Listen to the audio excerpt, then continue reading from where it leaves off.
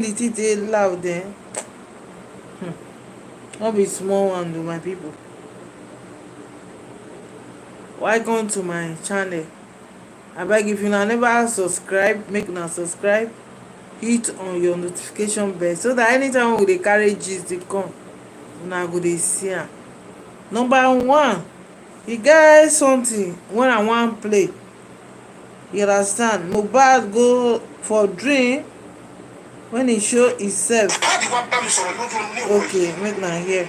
Ẹ bá mi pè ya Mohbad, ẹ sì bá mi pè bàbá Mohbad, ẹ jẹ́ kó dọ́dọ̀ wọn, ẹ jẹ́ kó gbọ́. Gẹ́gẹ́ bẹ́ẹ̀ ṣe mọ̀ mí, mi ò ní sọ tó wọn bá fi mọ̀ mí. Mi ò kí ṣàdédé wá sí social media wá sọ pé báyìí lolúwa wí láì ṣe pé olúwa bá mi sọ. Ṣùgbọ́n kí n tó sọ́sà, máa kọ́ nǹkan. Ṣùgbọ́n kí n tó kọ́ ẹ bá mi share message yìí, ẹ jẹ́ kó káàkiri. Fún ẹ̀yin abiyamọ ayé, bàbá ni, ìyá ni, fún ẹ̀yin abiyamọ ayé, ẹ bá mi share message yìí. Máa jẹ́ fa ìmọ̀ra sólóore nu. Máa jẹ́ fa kí ẹ sàlánù nu. Máa jẹ́ fa ìmọ̀re sàlánù nu. Máa jẹ́ fa kí ẹ sàrà sólóore mi nu. Torí ta lánú ẹ̀dá bá sọnù, tó lóore bá sọnù. Àníta lánú ẹ̀dá bá sọnù, tó lóore bá kú mọ́ ni o. Ó tú àdọ̀rún kó ní tọ́hún tó rọ́nà àbáyọ. Ìgbà míì ń bẹ nínú mọ̀lẹ́bí. Ìyàwó lè já lánú mọ̀lẹ́bí o. Bàbá lè já lánú tí ń bẹ ní mọ̀lẹ́bí o. Wọ́n kù ú ṣe é ṣe kó kú jọ̀mọ́. Èyí tó bá ti kọ̀gùn sí, bàbá má jẹ́ fa ìmọ̀ra sáláàánú nínú. Má jẹ́ fa kí èsàrà sólóore nínú. Ìṣẹ̀dá Mohbad wá bá mi ní òwúrọ̀ yìí. Ní ìgbà tí ìṣẹ̀dá rẹ̀ wá bá mi, ègbé ni fẹ́ni tá òfin tó jíṣẹ́.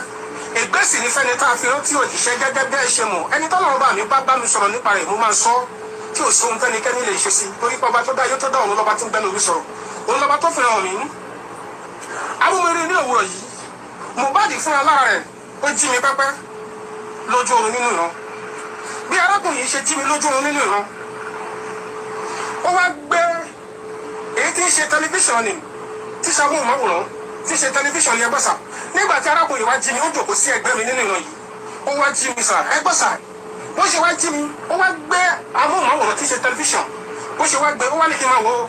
Bó ṣe wá ní kí n máa wò ó, wọ́n ní kí ni nǹkan náà, kí ló fẹ́ bá mi sọ. Arákùnrin nígbà tí ẹ wá ń sáàtì CD. Nígbà tí ẹ wá ń sáàtì CD.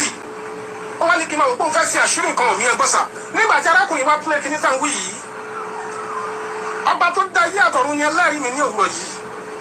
Nígbà tó wá fi hàn mí sà, àwọn ọmọ mi ní pé ó wá sọ fún mi pé kí n wò ó. Nígbà ní tó ṣiṣẹ́ bí yìí, pé láìsí pé onítọ̀hún kà. Pé láìsí pé onítọ̀hún kà, onítọ̀hún ò ní ní ìsinmi. Àwọn ọmọ mi ní pé onítọ̀hún bẹ̀rẹ̀ sí ní kà, ẹ̀kọ́ dẹ́tẹ̀ nílẹ̀. Ẹni tá a sì mú mi rí sà, ó jẹ́ni tó súnmọ́ mọ̀ láti bẹ́tíbẹ́tí. Ègbé ni fẹ́ni tá òfin tó ń jíṣẹ́ sà. Ègbé ni fẹ́ni tá òfin tó ń jíṣẹ́. Àní arákùnrin jí mi lójú ìran. Ó sì wá gbé tẹlifíṣàn tí ń ṣàmúhùnmáwòrán. Ó wá ní kí n máa wo nǹkan bígbà tí ó wá ń sáàtì CD. Ó fi CD sínú àpò, ó wá jọ jáde, ó wá ń sáàtì ẹ̀ sí wá ní kí n máa wo, mo sì wá lájú, mo wá ń wò ó nínú ìran. Mo wá rí pé onítọ̀hún bẹ̀rẹ̀ sí ń kà, pé òun ló ń pa, ó ní lára, ó yọ ńlá mi, kọjá kó ń ka, ó bẹ̀rẹ̀ sí ń sọ, ó bẹ̀rẹ̀ sí ń kà. Wọ́n ń bi nínú ìran pé Mohbad, kí lóhun tó ṣẹlẹ̀ sí nǹkan síbi tó dé lónìí, ègbé ni fẹ́ni táwọn ìfúró tó ń jíṣẹ́ o. Ó wá pè mí, mo wá ní ẹ̀. Ó wá lóní nǹkan kan pàtàkì. Ìgbésẹ̀ tó ń fẹ́ gbé tó ń ṣe àṣìṣọ tó sùn débi tó ń dé lónìí. Ó ló ní nǹkan kan pàtàkì. Ìgbésẹ̀ tó ń fẹ́ gbé tó sùn débi tó ń dé lónìí. Ó wá ní wòlíì, ó ní kí n kéde, kí n sọ káàkiri fún ẹ̀yin ènìyàn.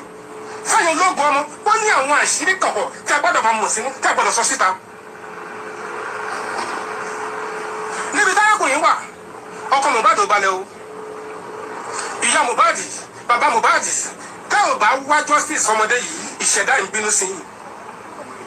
Ìyá Mohbad, bàbá Mohbad, ẹ̀yin méjèèjì ẹ gbárùkù tira yín, ẹ wá justice fọmọdé yìí, tá ò bá wá justice fọmọdé kò ní jẹ́ ìsinmi. Pàápàá jùlọ bàbá Mohbad. Ọmọ yín ní kí n sọ fún yín pé ó dìgbà tẹ́ ẹ bá rí justice kóun tó yọnu sí yín o. bí ẹ fẹ́ bí ẹ kọ̀ ẹni tó pa Wummi kà ẹni tá a sì mú mi rí ègbéni fẹ́ni táwọn fi wọ́n tó jíṣẹ́ gbọ́sà ìwé mímọ́ rẹ̀ tí mo dì mú níwájú Ọlọ́run tó dá ayé àti ọ̀run obìnrin lámúmídé tó bẹ̀rẹ̀ sí ní kà obìnrin lẹni tá amúmídé tó bẹ̀rẹ̀ sí ní kà obìnrin ni lámúmídé tó bẹ̀rẹ̀ sí ní kà ẹ gbàdúrà tó ní báwọn bá tètè jẹ́wọ́ ó máa yá wèrè sà tí onítọ̀hún bá tètè bọ́ síta kó lọ sọ pé báyìí ló ṣe rí o onítọ̀hún máa bú jíjẹ́ wòlíì tọ́lá bá mi pè òun ni mo jẹ́wọ́ tí mi bá rí mi ò ní sọ tónítọ̀hún ò bá tètè lọ jẹ́wọ́ ó máa yá wèrè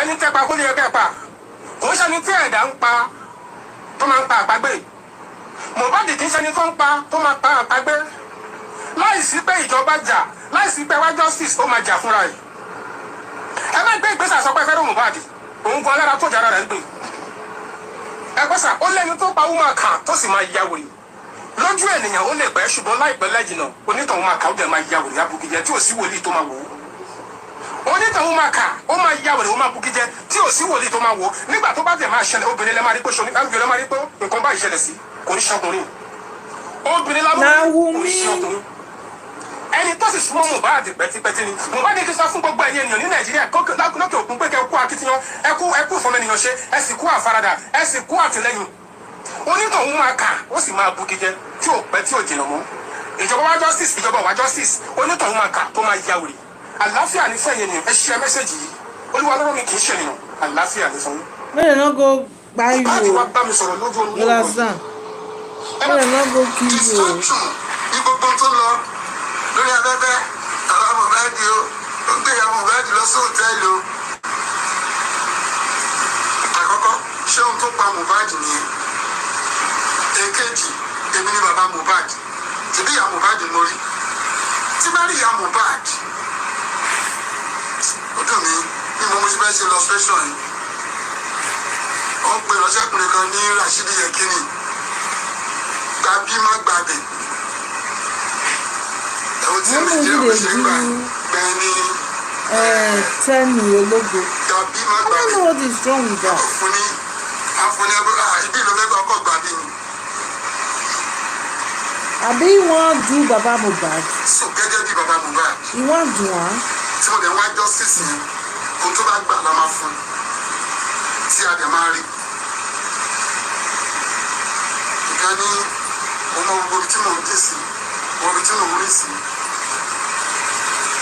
Tó bá rí bẹ́ẹ̀ náà, bí a ṣe tán gbé ẹ lọ́wọ́ nìyẹn, ṣùgbọ́n mo máa fẹ́ orí mo fi kọ́ ní yẹn ṣáájú pé akọrin kan dán ọ̀dàlẹ̀ ohun ẹ̀rí ẹ̀dá ẹ bá wá dánmọ láńké ó fi yín lọ kẹrù oníbo. Ilé ayé náà fẹ́lẹ́ olóríkan náà sọ pé ayé ò fẹ́ ká máa níláárí ènìyàn ò fẹ́ ká tún máa yọ̀ láyọjú àmọ́ Ọlọ́run ò bá padà lẹ́yìn ẹni àkàṣà máa yọ. Mo gbàdúrà fún gbogbo etí tó ń gbọ́ mi. Ayé ò ní fi kú ọmọ sí èyí rọ̀. Ẹni tí bàtà ẹ jẹ lẹ́yìn ẹsẹ̀ láyé ń fẹ́. Àbí kó wọṣọ kó kọjú aṣọ yẹn sẹ́yìn. Yes, ilé ìwọ ọjọ́ sísè tó tọ́. You have 3,300. Ẹ̀sìn yẹn kọ́. I thought this was Bí wọ́n ti fẹ́ nìyẹn. that was the oracle training for Bí Chamara. wọ́n ti fẹ́ nìyẹn. No, I thought Distraction ní gbogbo tó lọ lórí abẹ́bẹ́ aláwọ̀.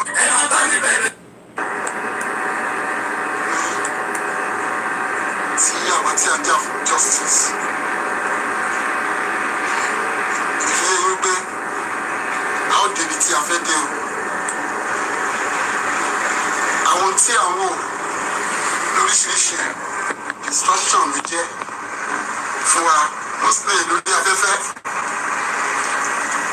Mo fẹ́ yá orin yẹn lò láti kọ́. Bàbá wa Ebenezer Obì ló kọrin. Akọrin kan dá dá ọ̀dàlẹ̀ ohun ẹ̀rí ẹ̀dá tẹ bá dánmọ láńkẹ́ a ó fi yín lọ kẹrù lóyìnbó. Torí tí ẹ̀gún bá gún ni tí ẹ̀gún bá gún a sáré lákàlàkà tó alábẹ̀rẹ̀ láti tó fà ní. Tí ẹ̀gún bá lè débi tó ti fẹ́ yọ pains lè increase pẹ̀pẹ́ ẹ̀gún yẹn ti fẹ́ yọ nìyẹn. Ọ̀pọ̀lọpọ̀ ohun tí à ń rí ní mídíà just to distract. Yẹ́n sọ pé iṣẹ́ bàbá bébì ni ọ̀pọ̀lọpọ̀ ń jẹ́. Ọ̀pọ̀lọpọ̀ súnmọ́ mi láti jẹ́ rárá mi. Mo ń ṣe lénìí ní ọ̀dàlẹ̀ tiwa. Sashina Peter ló sọ bẹ́ẹ̀, ó ní àwòrán solution sí. Ká tó dáyé, ká tó bí wá, ká tó bí bàbá wa. Ìwọ̀n ọ̀dàlẹ̀ tiwa, àwòrán solution sí. Sashina ló kọ́ yìí. Gẹ́gẹ́ bí ìṣe àti ìwà ni, màá mú wa lọ sínú ìwé mímọ́. Torí ọ̀pọ̀lọpọ̀ tí ń retí update fún high court tí a lọ lẹ́nu tí mo lè ṣe tán láti jíṣẹ́ fún àwọn tèmi.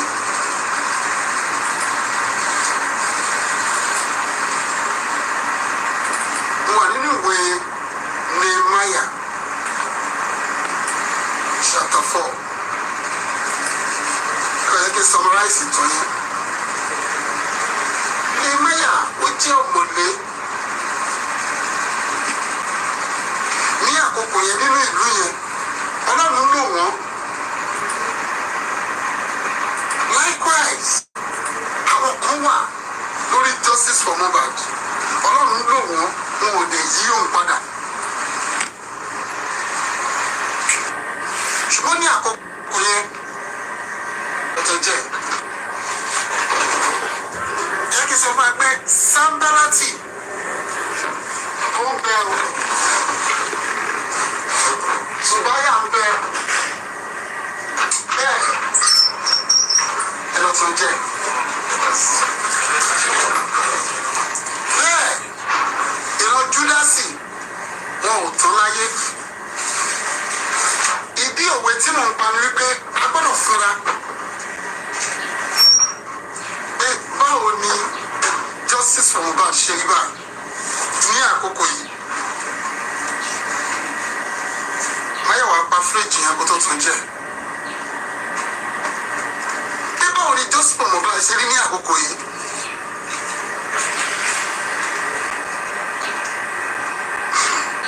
Ohun tó fà á ìdákọ̀ brief àwọn tó bá jẹ́ ọlọ́gbọ́n. Wọ́n ti mọ̀ wípé solution ti ń bọ̀. Wọ́n ti mọ̀ wípé ohun tí wọ́n ń bò àṣírí ti ń tú. Ìdí nìyí tí ọ̀pọ̀lọpọ̀ mẹ́sẹ́ńjà bàbá bébì ni wọ́n wọnú justice for Mohbad. Àní òògbọ́ ni òògbọ́ tí bàbá Mohbad ṣe òògbọ́ ni ẹjọ́ ṣé ẹ̀ ló pa Mohbad. Ṣùgbọ́n fẹ́ kí gbogbo àgbáyé mọ̀ lẹ́nu pé èmi o Alọ́ba Joseph Olúwabámiwò lórí ọ̀rọ̀ justice yìí mi ò ní dójú ti gbogbo àgbáyé. Nígbà tí mo ti give update pé àwọn kan báyìí ti wà fáìlì o àti fáìlì lórí DNA o, ojú ẹkùn ìlú ẹkùn le. Àwọn mẹ́sẹ̀njà bàbá bébì bá yá ságbo. Àwọn rìkọ́dì tí wọ́n ti ṣe láti bí ọdún kan ó yá ẹ́ẹ́dìtì ẹ̀ máa play. Ó fẹ́ kó fúnra pé bó ṣe ṣẹlẹ̀ kó tó bí wa kó tó bí bàbá wa tí ìwà ọ̀dàlẹ̀ wà ó sì wà dé sí i. Wọ́n ní kí ni Nehemiah mọ̀ ṣé ògiri náà rè ṣé ògiri tí Nehemiah mọ̀ ni. Òbí tó pẹ́ tó bá kọ̀ fọwọ́ tì bá yóò wò lulẹ̀ ni.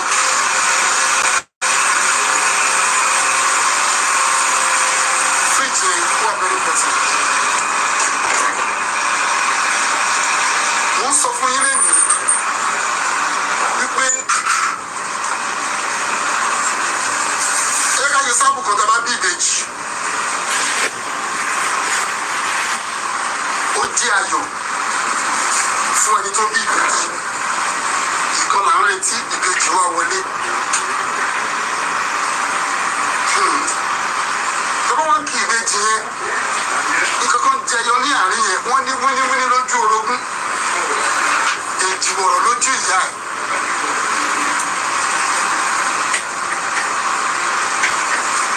Àkíyèsí kan fẹ́ ká kọ́ wò lẹ́yìn adékìlóbí alẹ́ náà ó máa bímọ ẹ̀wọ̀n wíníwíní méjì ló máa bí bọ́ọ̀tì tí atẹ́gùn bá fẹ́ sílẹ̀ àwọn tó pè ní wíníwíní yẹn wọ́n di akọni torí pé lójú ìyá ẹ̀ èjìwọ̀rọ̀ ni nǹkan ńlá ni ṣùgbọ́n lójú orogún distraction ní gbogbo tó lọ lórí abẹ́bẹ́ àwọn Mohbad o ó gbé ìyá Mohbad lọ sí hòtẹ́ẹ̀lì o àkọ́kọ́ ṣé ohun tó pa Mohbad nìyẹn èkejì èmi ni bàbá Mohbad. You don't take permission from you, the father of the man, the son, applied. Now, of you already having clashes that why would you go to meet a big lawyer without my permission? The lawyer told you that they want to come to you. You were like, no, with you, the wife, go to the lawyer. I mean, you must have had something eaten with your own lawyer. All right, he's not take permission from me. That means you have something to hide. You now told the lawyer that don't come to me. Okay, you can come to me, but you have to go through my own lawyer. They're hearing that you have a lawyer too. They do not come and see you. So definitely you know that there's something wrong somewhere. So now you have your lawyer. You don't trust your wife. Both of you are trusting one another and all that. So they cannot come and meet you because before you can talk to Wummi, you have to go through a lawyer. Are you seeing the system now? Yeah, what happened? What? I mean, I don't know. I don't know what. That is what happened behind the closed door. Okay. They start making it professional. You have to come through my lawyer. Before you talk to me, you have to go through my lawyer. That is why. You know, in almost this kind of case, you have to be very careful. Maybe that was why. Maybe both of them were very careful of what to do. Maybe that was why they were consulting their lawyers before they can talk to each other. Because this is almost, I don't want to say homicidal.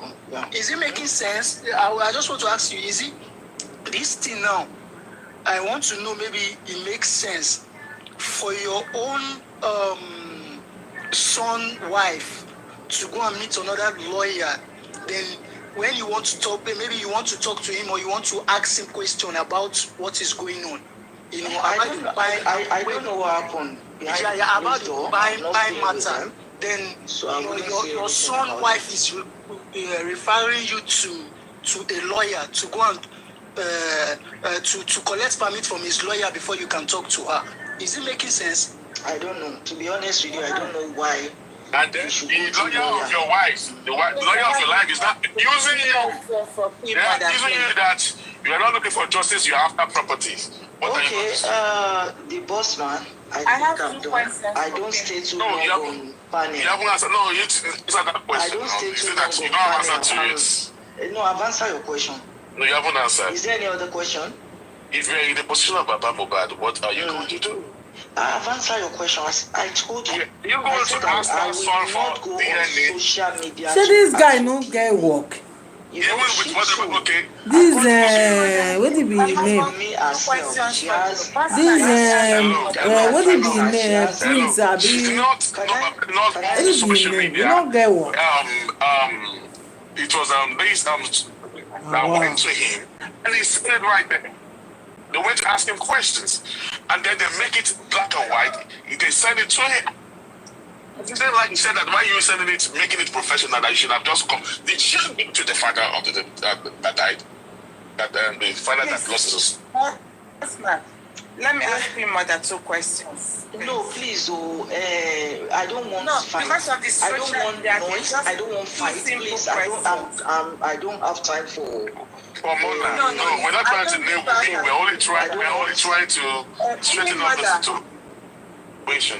My question to you is, because you said this social media stuff, when Mohbad died, who was the first person that brought Mohbad issue on social media? You tell me, love. No, it's a love question moment. I asked. I don't know. You tell me. Say it now if you know. Well, I don't know. It was Wummi that went to social media. She went and said, come and take the trust. Okay. She said, because if that thing didn't come, we public might not interfere. Okay. We public will not even ask for the DNA. Okay. Wait, no, forget the DNA. If she did not Even come the word they have killed the nigga.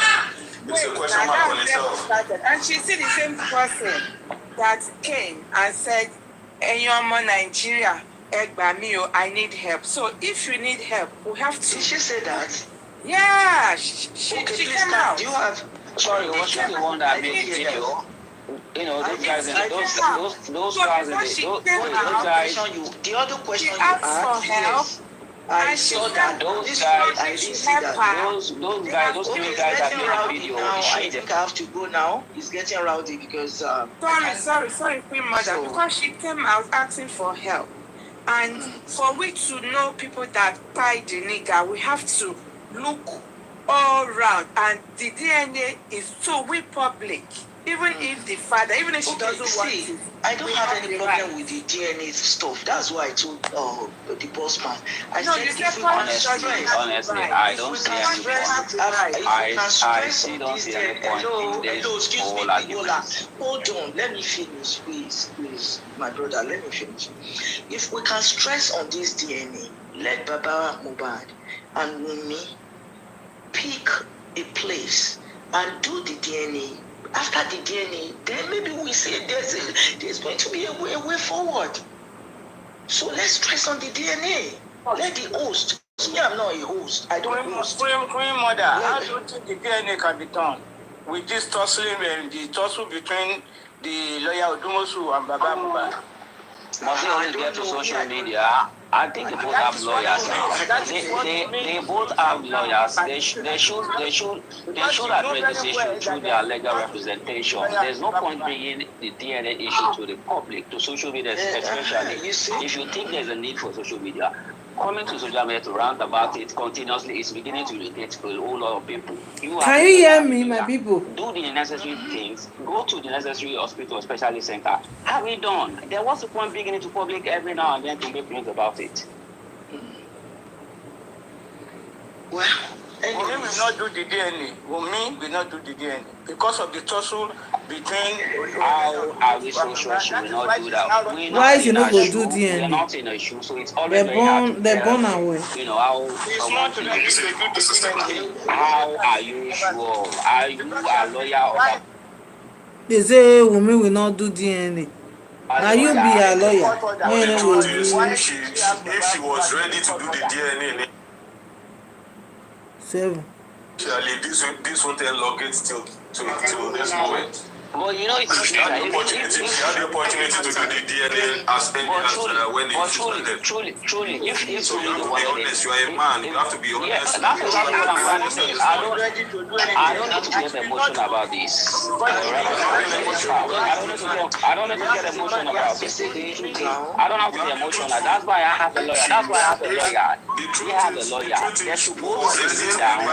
For the same environment, if the paternity of a child is being questioned, she had the opportunity to do the DNA as early as when it started. Truly, if So you have the to one be honest. You are a man. You have to be honest. yes, that's exactly what I'm trying to say. I don't need to get emotional about this.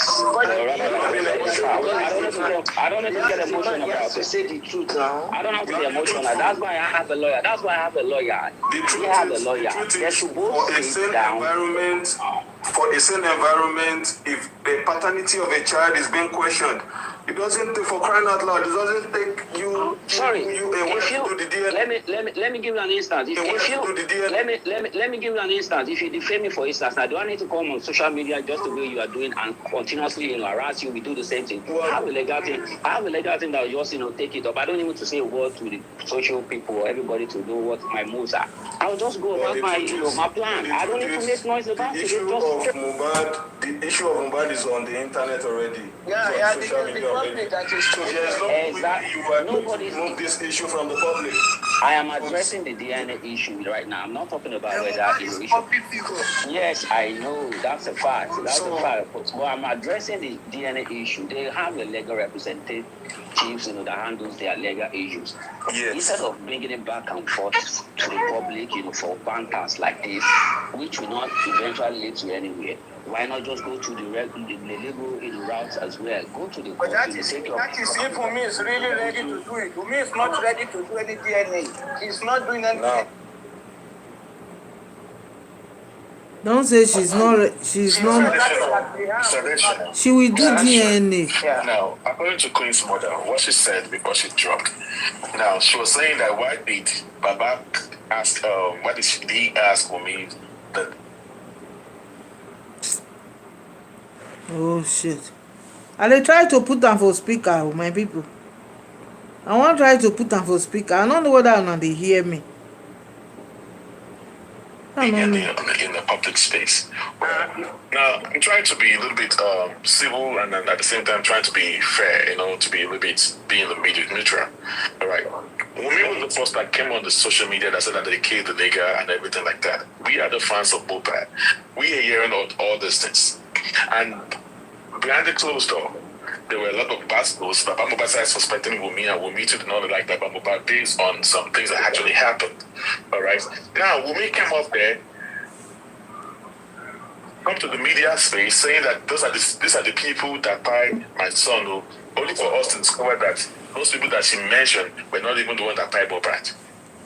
All right. So the situation of Mohbad became public. It's already in the public domain. All right. Publicly. So when we brought it to the public, all eyes were on Baba Mohbad that you buried your son alive. So that brought Baba Mohbad shot into the spotlight that you hide your son.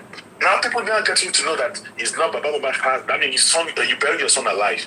People getting to know that no, when they listened to Baba Mohbad that he did not bury the son alive. So all eyes, all focus were on him. Now, he has to do something, do things publicly now, to let the whole world to know that we're transparent to the whole world. But can you get the DNA test done to let us to know that this is the man? And Wummi said that because Baba asked publicly for the DNA. I think that is really unfair on Baba Mohbad. I'm not trying to cut you off, right, Bossman? I'm not trying to cut you off. Let me bring people's minds back of this whole DNA saga. It was not even Baba Mohbad that brought about the DNA saga, right? It was this journalist that came out. It was Kemi lawyer and very damn. That she was the one that brought up the DNA issue. She even said that they went and do DNA. Mohbad got pie because of the little boy, and they went and did DNA in Dubai, and the DNA the child turned out to be for Sam Larry. So it was not actually Baba that brought up that DNA saga on the internet. The next person that followed by that DNA saga was Very Dark Man. Very Dark Man was like, hey, this child, as long as they have come out and said that this thing, this girl was like around, then they should go and do DNA. That was when Baba picked up when Baba did his first interview, it was with BBC, his public interview. The first interview was with a guy, a content creator guy, and the guy was even praying for the baby. He was praying for the baby and saying, Baba, we heard that you have a grandson. May that grandson of yours be bigger than Mohbad. May that grandson bring you. And he was even saying amen. Baba was not suspecting any of those things, right? He was, when they were praying for Liam, Baba was saying amen. He was agreeing to everything, and which was so beautiful that day, right? But then the main, who is this? Can you mute? So the main person that did that so when the DNA saga started, after when Very Dark Man got through talking, it was when Baba had his first interview with BBC. So allegedly, at that time, maybe he would have probably talked to some of Mohbad's friends, and they were the one that told him that before then, before Baba could come on that live, Baba had this thing, BBC, we had Masid who spoke to, what do you call him? He spoke to very dark men. Go back to that interview. You can hear Masid telling very dark men that Wummi was that, Wummi was this or that person. You understand? Hold on, please, mute. Yeah. So after that, that the whole situation happened, the problem actually came from people, like when it came from Masi. I think Masi said something, and even if you go to that interview, you hear Masi spoke about the fight. Masi even spoke about the fight and said that there was a fight that happened between Mohbad and his wife that night. Masi was the first person that exposed that thing online, saying there was a fight between Mohbad and Wummi.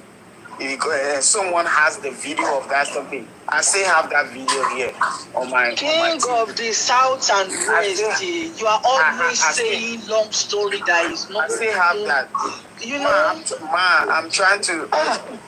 Excuse me, my God! I'm going to take you back to Liberia. No problem. Really ear infection. What about ear infection? Then the ear infection. I want to get eyewitness. All of them. Don't you want to give testimony one? She ever go ear infection lẹ́nu wọn. Abeg go ear infection lẹ́nu wo. So people don't tell us ear infection, you know. Abeg comment on who even came out with Wummi. Wummi. We can find out.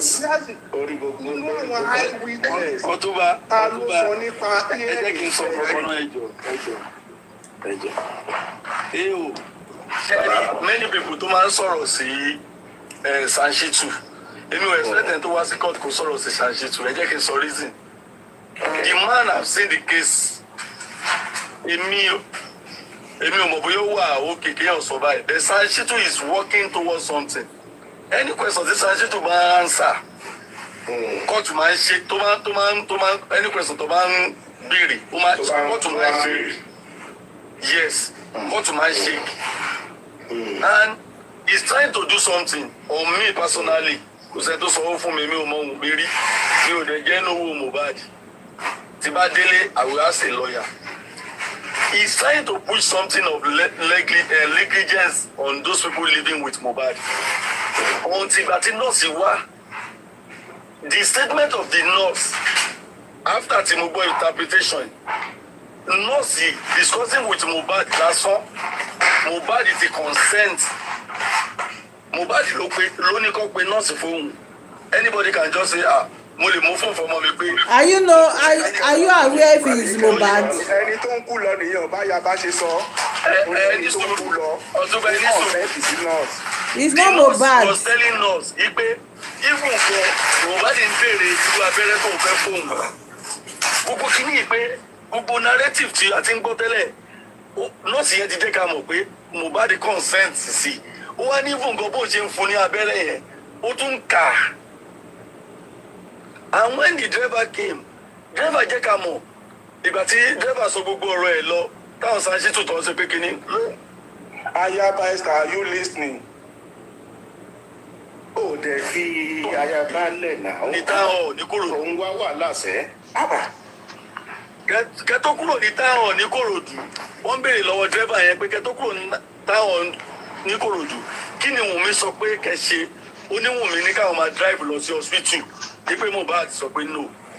Jerry àti negligence o àti kíní o. Sanshitu béèrè question kan lọ́wọ́ wọn lọ́jọ́ yẹn má béèrè lọ lọ́yà. Ó ní ta ló dàgbà jù nínú ilé.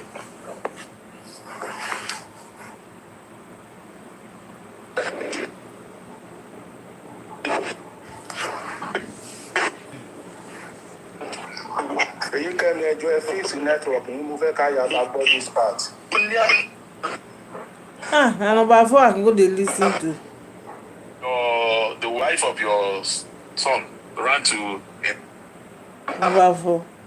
Before she said it was. As lawyer so ní ìjẹta yẹn á lọ pẹ̀lú ọmọ àlè. Number 1. Bó ṣe wà yẹn. Before she said it was. 4. A big fan. 1. All right? And the son was trying to be. The social media are on ground in Nigeria, and likewise me and you. Ṣé pé Mr. Olúkáyọ̀dé wọn ò ní nǹkan tó fẹ́ ṣe? Even though gbogbo àwa tá wà ní diaspora, àwa náà struggle ni. But tí ìjọba wa dúró dáadáa.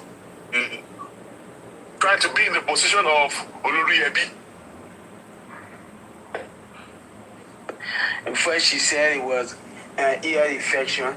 She said it was prime boy. She said it's Baba. She said, so why is it that she's not one place at one time? Like, you see, sometimes, you understand, when I listen to people and how they defend her, and nobody is guilty until proven guilty, right?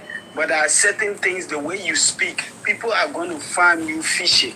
They are going to find everything that you have ever said in your entire life. And not true. It's like a parliament or a government that is coming in power that tells you, oh, you know what? We're going to buy we're going to do free children. And then the next minute they come. Of the South, and you were sorry, I don't want to interject it. Do you know that? Wummi, if Wummi can say she won the court for that, I don't think, for me, I don't think that Baba was the one delaying the court. She should just wait till Baba finish with his drama. So nobody should be saying Baba was the one delaying. This is about lawyer. Because she's not speaking the truth. Blah, blah, blah.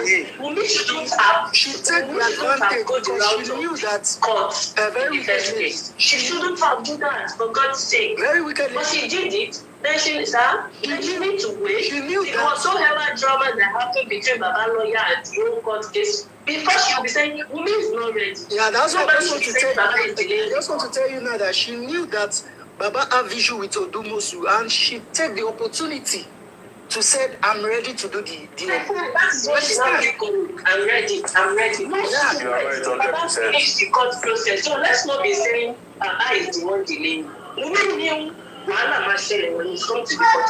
So Baba is not the one delaying. She should go and sit down, rest, wait, relax. Till Baba finish all the lawyer grants and whatsoever is up. So let's not be saying Baba was the one delaying. That's why I told Queen Mother, because Queen Mother is at her back, backing her up. And I told her that she just need to go to Wummi to tell Wummi that, Wummi, please, this is the right way to go. Just go straight and do the DNA. You don't need to even wait for Baba Mohbad. You can do it and post it to the public. It's a very simple thing. Even if you don't want to post it to the public, you can give it or you give the photocopy to Baba Ohun post it anyway. They bafe post it. Then she can have the right to even sue Baba then. Sure, you understand? But she's afraid because she knows she's lying. That is the reason why she don't have the courage to go out there and do the DNA to show the public. Because after all, the public is just like a judge. You understand? Because Queen Mother said, Wummi can't come out and tell the public can't tell Wummi what to do. But Wummi have the right to come out and ask the public for help that they buy my husband. She came out to cry out to the public. Is that what goes around? No, you just call me your son. Now, let me tell you something. By the time the DNA comes out positive that Mohbad is the rightful owner of Liam, even if it's Mr. Joseph Aloba that did the DNA, the people will not believe him. I even That's about we believe it. We are going to even some people are even saying that the driver, that they planted the driver. The driver was planted. You don't believe. I even pray that boy should be. You won't believe it. I pray because the reason is because. What if it is the American embassy or Canada embassy that asked me to go and bring the is she going to say, go and bring the Canada? Let's have prove it scientifically and medically. We don't care about it in the baby. Let's scientifically and medically let them prove it to the world.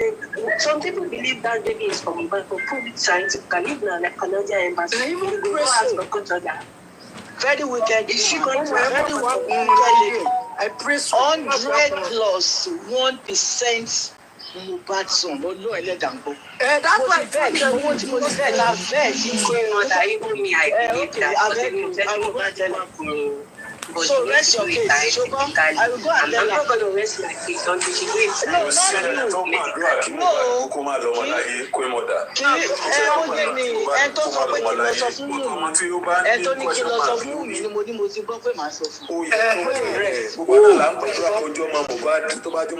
Fine and good. Let her just do the needful. That's just it. Even though there's a lot of people don't need donations on my phone, but they just want to confirm. Go to tell anything.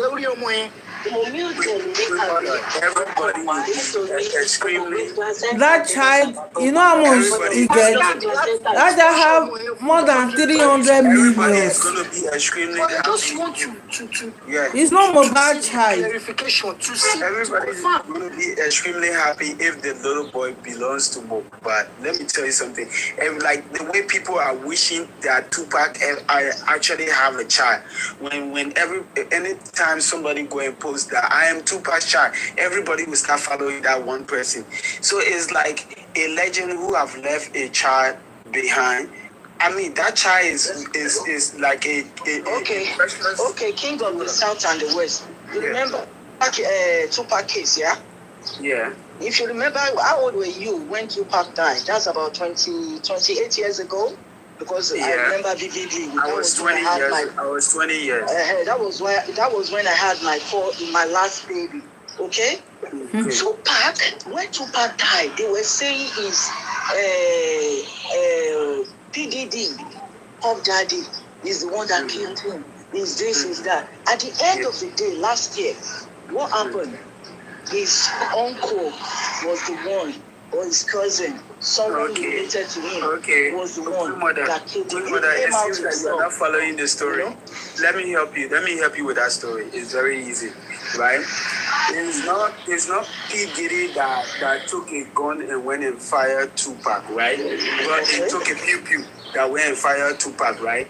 P. Diddy paid $1 million. He paid $1 million. Yes. P. Diddy. Yes. Oh. He's the one who paid the $1 million for them to. Okay, now you believe that. So now you believe that someone can kill somebody without being there.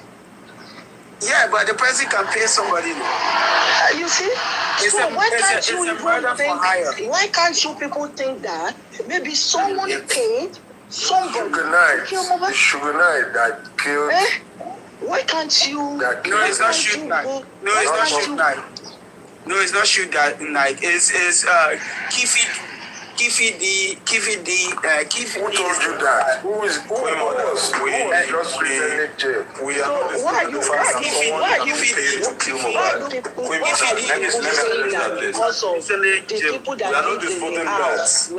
are not disputing that, but the truth is, Suge Knight was sentenced 72 hours at that time. Suge Knight was sentenced for another thing. Be able to tell us what happened to Mohbad. That's what we are saying.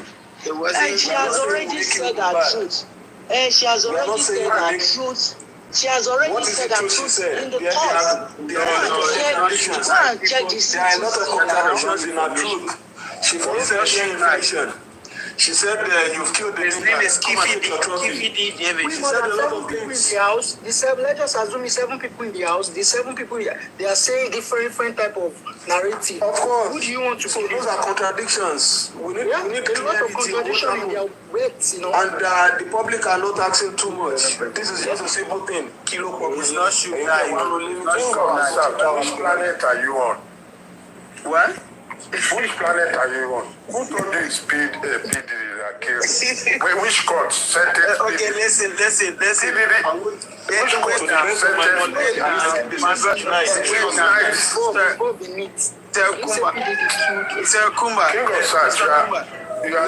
you are embarrassing yourself. Mr. Kumba, do you want me to discrediting yourself? Wait now. You are discrediting yourself. Hey, wait now. Do you want me to play TMZ for you? TMC, International News. That's why I don't know where you are. If you are in America and you are not watching anything, then even the guy that went to trial, please wait. The Diddy was sentenced for Tupac death. He is not. There's proof that go to Google, you will see where Suge Knight was jailed. Suge Knight was jailed because he ran. Go to Google. Hey, wait now. I will prove to you. I don't like to argue too much. Suge Knight was jailed because he ran over a guy. He ran over a guy with his truck. That's why he was jailed for. He was not jailed because of Tupac. Okay? I can ask now. They will tell you. Okay. King of the South, you should hold on. I will prove to you. You are talking nonsense. It's an And what? He's talking nonsense. And can insult person. All these people.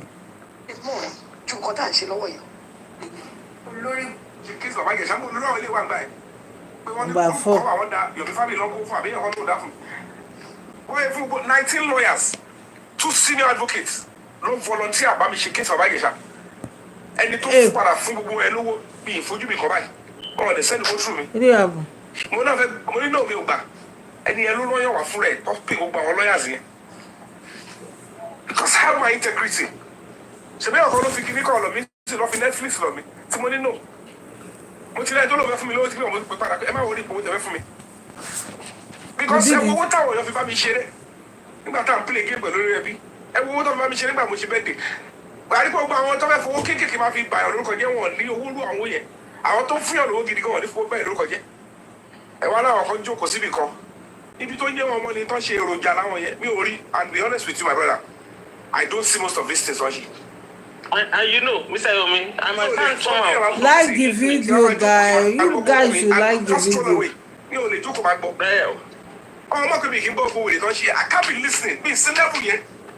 I only have to bring myself down because this boy is already down too.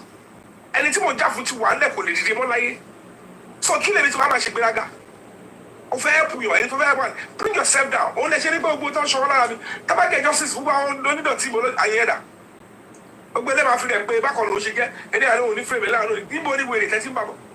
Ohun tí mo lè fèsì ń boro pé pẹ̀lú wọn bọ́dún ẹ̀yin káwọn ilé lè gáàdì ṣe ọkọ̀ ni. You now want me to be paying attention to them. I am only concerned about honest Nigerians that have their own integrity and appreciate the culture of sacrifice. But for a person to say, Lord, I told them to padà wá sẹ́yìn. These are the people that make sense to me. These are the people that will have my attention. Kò ṣe pé kìnnìkan ojú kò bí kan, a máa sọ èmi gbé ọ báyìí, ìgbé dáadáa, ó gbèsè báyìí. Ṣé òun ò lọ kò lẹ́gbọ̀n tó láìkì justice ìdílé wọn tó lè pè jáde ni? Òun ò láìkì justice kò lè ga ni. So how will you be comparing myself with that one? À ń jókòó sí abẹ́yàn kan èyí tí díẹ̀ tó ti commercial tó wé ti ta síta. Wàá ní kí wọ́n bọ́dà ń pa àwọn ìyá ẹ̀ lè bọ́ta á fèsì justice. Ṣé òbíyá ohun tó fẹ́ gbà yẹn? Ṣé òbíyá orí social media lọ sí gbà ni? Okay, this one different, sef. Ó ṣe gbogbo kéèsì lọ ṣe lónìí. This one different, sef. àwọn tó jẹ́ eyewitness all of them. Wọ́n ti wá give testimony wọn. Ṣé And the fourth one be this. Ear infection lẹ́nu wọn. Abẹ́ gbọ́ ear infection lẹ́nu Wummi. So ìbò lẹ́nu. Àló tiẹ̀ sọ ear infection yẹn náà. Abẹ́ comment sọ who even paper will call ear infection matter sef. Ó yẹ kẹ́ find out. Orí gbogbo. Nínú àwọn eyewitness. Ọtúbà Ta ló sọ nípa ear ẹ jẹ́ kí n sọ kankan náà ẹjọ́. Many people tó máa ń sọ̀rọ̀ sí Sanshitu. Èmi ò expect tó wá sí court kó sọ̀rọ̀ sí Sanshitu. Ẹ jẹ́ kí n sọ reason. The man have seen the case. Èmi ò mọ̀ bóyá ó wà okay kéèyàn sọ báyìí. But Sanshitu is working towards something. Any question tí Sanshitu bá ń answer, court máa ń ṣe tó máa any question tó bá ń béèrè, court máa ń ṣe. Yes. Court máa ń shake. And he's trying to do something on me personally. Kò sẹ́ tó sanwó fún mi ò mọ òun mi rí. Mi ò dẹ̀ jẹ́ lówó Mohbad. Tí bá délé, I will ask a lawyer. He's trying to push something of negligence on those people living with Mohbad. Until Gbati nurse wá, the statement of the nurse after tí mo gbọ́ interpretation, nurse discussing with Mohbad lásán, Mohbad ti consent. Mohbad ló ní kó pe nurse fóun. Anybody can just say mo lè mú fún fọmọ mi pé lọ pe mechanic wá fún mi. Ṣé yóò di ẹ? Tó ń kú lọ nìyẹn ọba ya bá ṣe sọ. Ní sùúrù ọdún bẹ́ẹ̀ ní sùúrù. The nurse was telling us pé even for Mohbad ń béèrè irú abẹ́rẹ́ tó ń fẹ́ fóun. Na lie no be Mohbad. Kókò kí ni pé gbogbo narrative tí a ti ń gbọ́ tẹ́lẹ̀ nọ́ọ̀sì yẹn ti jẹ́ ká mọ̀ pé Mohbad consent sí. Ó wá ní even gan bó ṣe ń fún ní abẹ́rẹ́ yẹn ó tún ń kà. And when the driver came, driver jẹ́ ká mọ̀ ìgbà tí driver sọ gbogbo ọ̀rọ̀ ẹ̀ lọ táwọn Sanṣítù tó ń ṣe pé kínní lóye. Ayaba Esther, are you listening? ó dẹ̀ fi ayaba lẹ̀ náà. Ní táwọn ní kúrò. Òun wá wà láṣẹ. Kẹ́tọ́ kúrò ní táwọn ní Kòròdú. Wọ́n béèrè lọ́wọ́ driver yẹn pé kẹ́tọ́ kúrò ní táwọn ní Kòròdú. Kí ni Wùnmí sọ pé kẹ́ ṣe? Ó ní Wùnmí ní káwọn máa drive lọ sí hospital. Ní pé Mohbad sọ pé no. Ṣẹ́rí àti negligence o àti kíní o. Sanṣítù béèrè question kan lọ́wọ́ wọn lọ́jọ́ yẹn, mo á béèrè lọ́wọ́ lọ́yà. Ó ní ta ló dàgbà jù nínú ilé.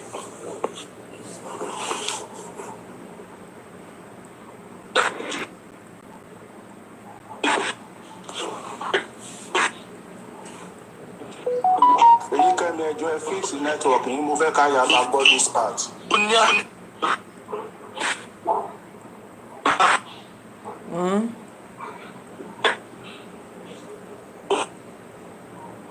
Báyìí jàsà lẹ́yìn eléyìí educate àwọn èèyàn ní nǹkan tó wà nílẹ̀ tá a bá rí new evidence we work with that without new evidence let's work with nǹkan tá a bá ní lọ́wọ́ tó bá dọ̀la bí wọ́n bá confess fún ara ẹni wọ́n confess bẹ́ẹ̀ somebody like you to blame people you are a lecturer sir. Nẹ́tíwọ̀kì yín break nẹ́tíwọ̀kì yín ẹjọ́ ẹ bẹ̀rẹ̀ láti ibi tí nọ́ọ̀sì ti ń béèrè. Hold on. If you have listened to my narration and submission, yes, you will notice that I've already said it that way. Nothing can happen. Nothing can happen. If there's no new evidence, Where is the phone? Wọ́n ní ṣe rẹpẹtẹ. Nọ́ọ̀sì ìgbà tí nọ́ọ̀sì wá nọ́ọ̀sì jẹ́ ká mọ̀ pé and you have appointment with conversation. Dr. There was a conversation. If by conversation there is a consent, ó béèrè pé abẹ́rẹ́ wo ló fẹ́ fóun. That means pé patient yẹn ó dá lóhùn ní question yẹn. Ó lè fún ẹ consent pé you can give me. Kì í ṣe Wùnmí, kì í ṣe àdúrà, kò ń ṣe nìkan ló ní ẹ̀fún lábẹ́rẹ́ ilé. Òun àti nọ́ọ̀sì jọ ní conversation within their self. Na lie. Ó sọ yẹn fún wa, nọ́ọ̀sì ló fún ara ẹ̀ sọ o. Ó wá ní bó ṣe ń sọ abẹ́rẹ́ tó wọlé ń fíìsì àwọn abẹ́rẹ́ lẹ́gbẹ̀ẹ́ kó ń béèrè irú abẹ́rẹ́ tó jẹ́. Ó dẹ̀ ń kà, ó sọ fún òun pé this is the third one you want to give me before reaction. That mean pé Mohbad ló kàn fún nurse, òun ló consent fún abẹ́rẹ́, ó tún ní conversation pẹ̀lú nurse. How you take no? How you take no?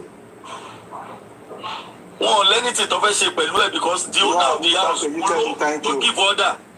Torí Ayaba Esther ni mo ṣe ní kẹ́ repeat that conversation between nurse and Mohbad because Ayaba Esther tó ní Mohbad ti kú ó ló ti fẹ́ kú iná sí so mo nípa ti Ayaba Esther àwọn àti understand bẹ́ẹ̀. I have always maintained this position that if for what has been established at the coroner also anybody taba sọ pé bẹ́ẹ̀ ni bẹ́ẹ̀ kọ́ if there is no other compelling evidence to counter what has been so submitted gbogbo akàn chase goose pumpus ni o okay so I always say okay has there been any other thing that can make this narrative to change? The answer is no. So if there is no any other evidence out there, then the court will close the case and they will go with the injection chairman, let me tell you something.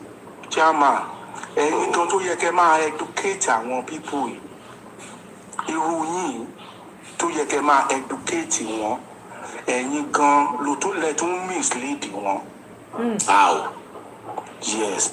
You talk about CCTV. That means at this stage, you don't even have any fact about these two things. No, listen to me. I said I'm asking you for the benefit of people. That's why I brought those questions out for you to respond to it. Okay. You know, that's what we first established before we started talking, that we don't just, if anybody asks a question, don't assume. Some people may be hearing for the first time. Some people may be here less than a few months ago who have not had a knowledge of it. And that's why I brought all of these things out so that you can respond, and you have responded to them. If not,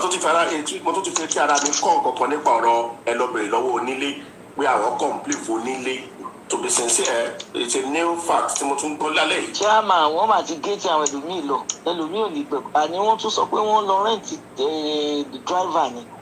Wọ́n ní kì í ṣe jẹ ní driver. Àbá.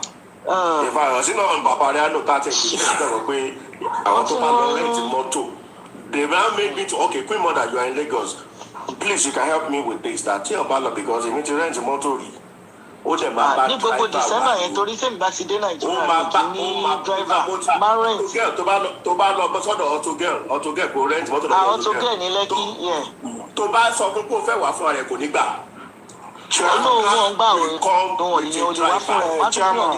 But now I want to ask Queen Mother, is it possible?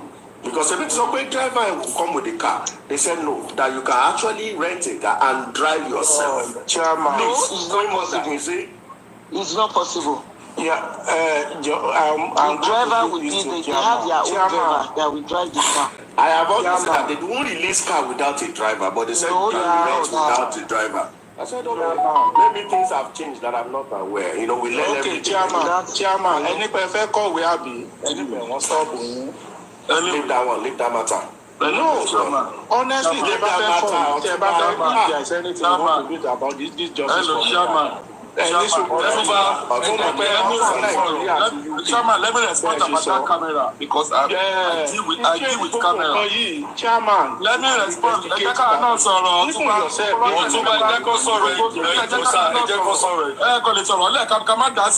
I deal with camera.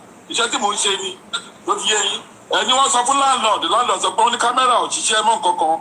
Ṣèyí tẹ́ pé wọ́n install camera, if they install camera to that estate, if all the houses, right, if there is all camera in all houses in that place, in that Lekki, right, nothing will happen to the camera. The only thing that they will just buy an internet on the camera which I didn't buy yet. Camera just get spoiled like that. They like this internet. So far, you put internet on the camera, you started working. You started working. We start working, not be we started working. Olodo.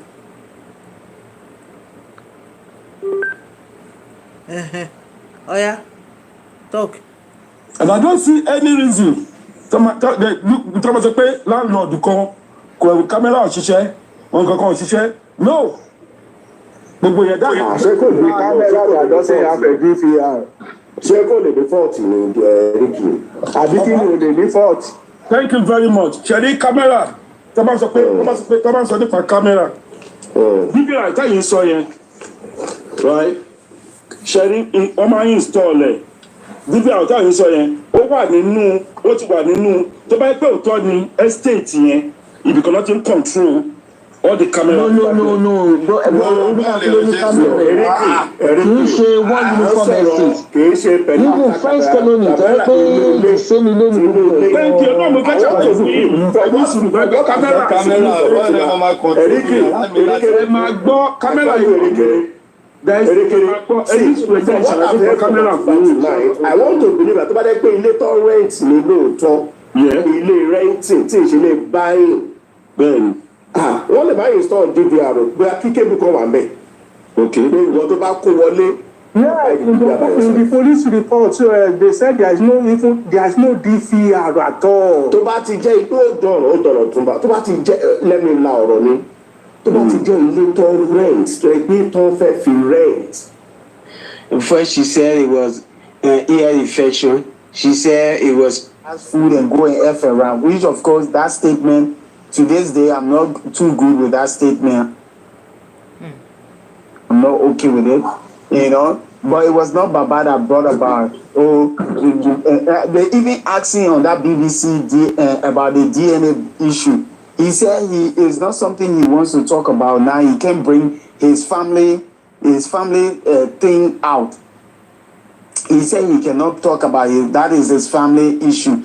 They will talk about it later when every Taramali, Sam Larry, Prime Boy, and the rest. You know, nobody was thinking about Wummi. Nobody was thinking about even those 15 boys that even announced the buying of Mohbad. But they actually happened so it was not really Baba's fault that he went to. I think if Wummi were my sister, right, when this DNA saga started, I would have taken her. Even though if even she has fear or something, the mother could have taken. My dear, it's not too late. You can still take her.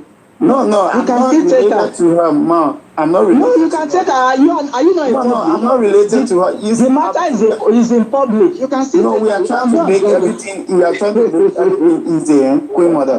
We are trying to make everything easy. So the thing here is that I would have taken her to Baba. Oh, Baba, what you are speaking online, what you are following the crowd to speak on the line is not a good thing. I'm sure Wummi has a father. Wummi has a father. What is the role that he as a father? I will not stand for somebody. I will not stand for people to be putting my daughter through all this thing that she's going through. As a mother, you're not supposed to be sitting down for people to put your child through all these things, including your grandson. That little boy is going to, God forbid, that little boy could have been living with that trauma. Well, people bullying him and telling him, all because you the mother, the role that you are playing. Yeah, okay, grandmother and grandfather. If even Baba is the worst person, right? Why can't you people just take Wummi in silence? Take her in silence and say, Baba, you know what? Let's forget about this public thing that is happening. You understand? We know that this is your grandson. So since you say it is not your grandson, Mama Mohbad is there, Adura is there, DNA works on all of these people. Mama Mohbad carried 99.9% of Mohbad's DNA. There is no way they're going to do a DNA. That's why when you are sending for your mother in the US or you're sending for your parents in the US, you do a DNA. When you do a DNA with your mother as well. Because your mother carried 99.9% of your DNA. That's why it's not necessary to do a DNA with your mother. So they could have still done a DNA. They don't need Mohbad specimen. Mohbad, the woman that gave birth to Mohbad, if you do not even trust Baba like that, the woman that gave birth to Mohbad is Mohbad's mother. She carries Mohbad's DNA. Okay, the people of Southwest, hold on. Let me cut you off from there. They did. You see those two people you are following. You said Adura and Mama Mohbad. Both of them are with Wummi taking care of Liam. It doesn't matter. What do you think about that? Because they know that boy is Mohbad's son. Let them prove it. Let them go into the. Let them go to the hospital. That is why they are with her. Let's disagree. It's very simple. They can all go to the hospital. They can go and sit to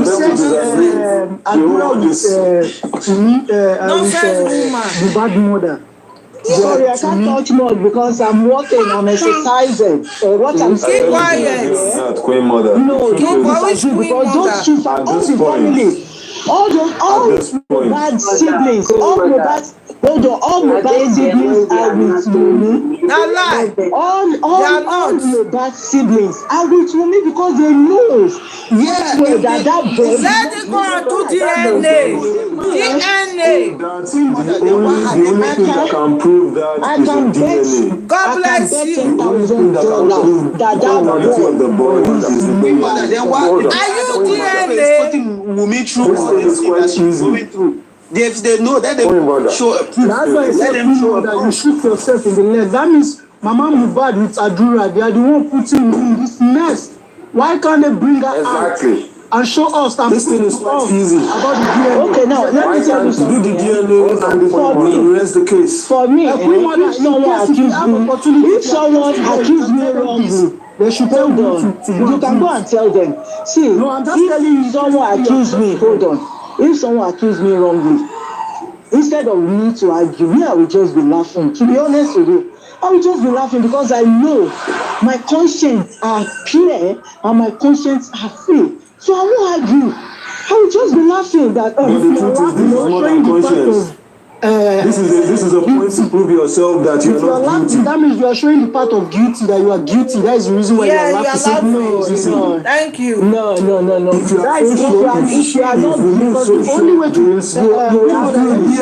if you go to court, only way to prove the court, the judge wrong or this thing is to prove to show evidence of what you are saying. But the court can't show the evidence. Has already asked them to go and do the DNA. But you know you can't go in front of not. You will just be laughing. No, I will not laugh in front of court. I will not laugh in front of I want to point what I'm saying is, it won't bother me. I won't be bothered. Why would you know that my son just like a judge? I won't be bothered. You know why I won't be bothered? It won't bother me. I will allow whoever that is bothered to go and be, to have headache. Are you aware she's indirectly putting that boy on the bus? She's indirectly putting that boy for dragging. When last have you seen that boy? That boy is growing so well. Cute. And be mother, don't do it. That is normal for a mother. We are aware of the boy. You need to treat your picking well, even though with due respect, we all have sisters. Hello, can you give me 1 minute, please? With due respect, we all have sisters. This issue is quite easy. I don't pray what happened to Mohbad to happen to any one of us, and I sympathize with Joseph Aloba. Thank you. So what about family of Mohbad? But this issue is I sympathize with her, yes. Okay. But the truth is, we have to establish the fact. She lost her The fact still remains that she did not handle this. Yes, she did not handle this issue perfectly well. That's just the truth. There are no questions to be asked. There are a lot of questions to be asked, and she was able to prove herself. Has anybody come out and claimed that she has slept with me before?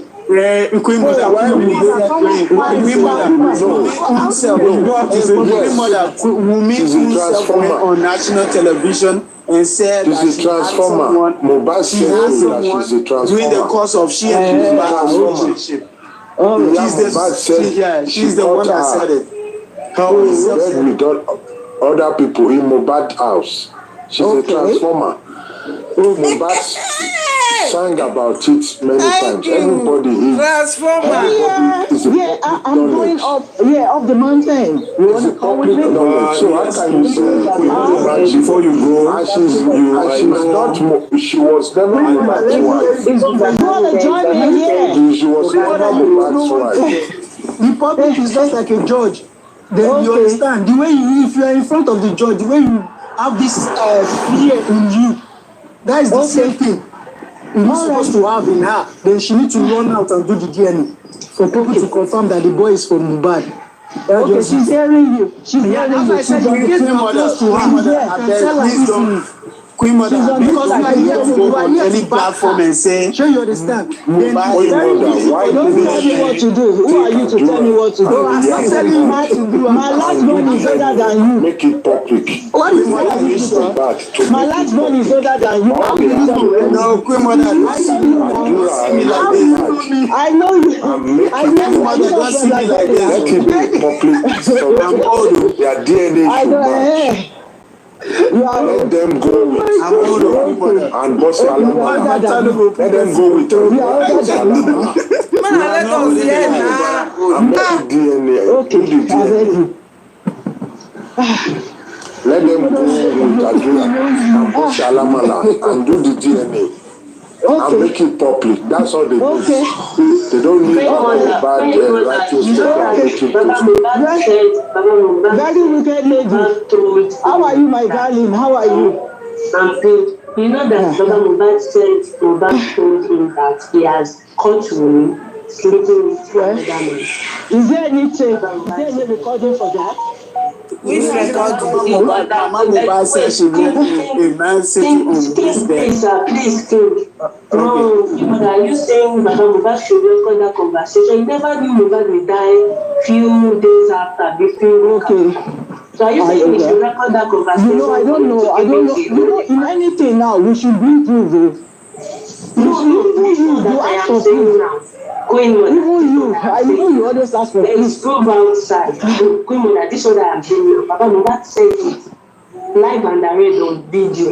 That Mohbad told him few weeks before his marriage, Mohbad told him that he has caught Wummi sleeping with another man. So, are you saying Baba should open your camera and let us see that you are jogging. I'm jogging.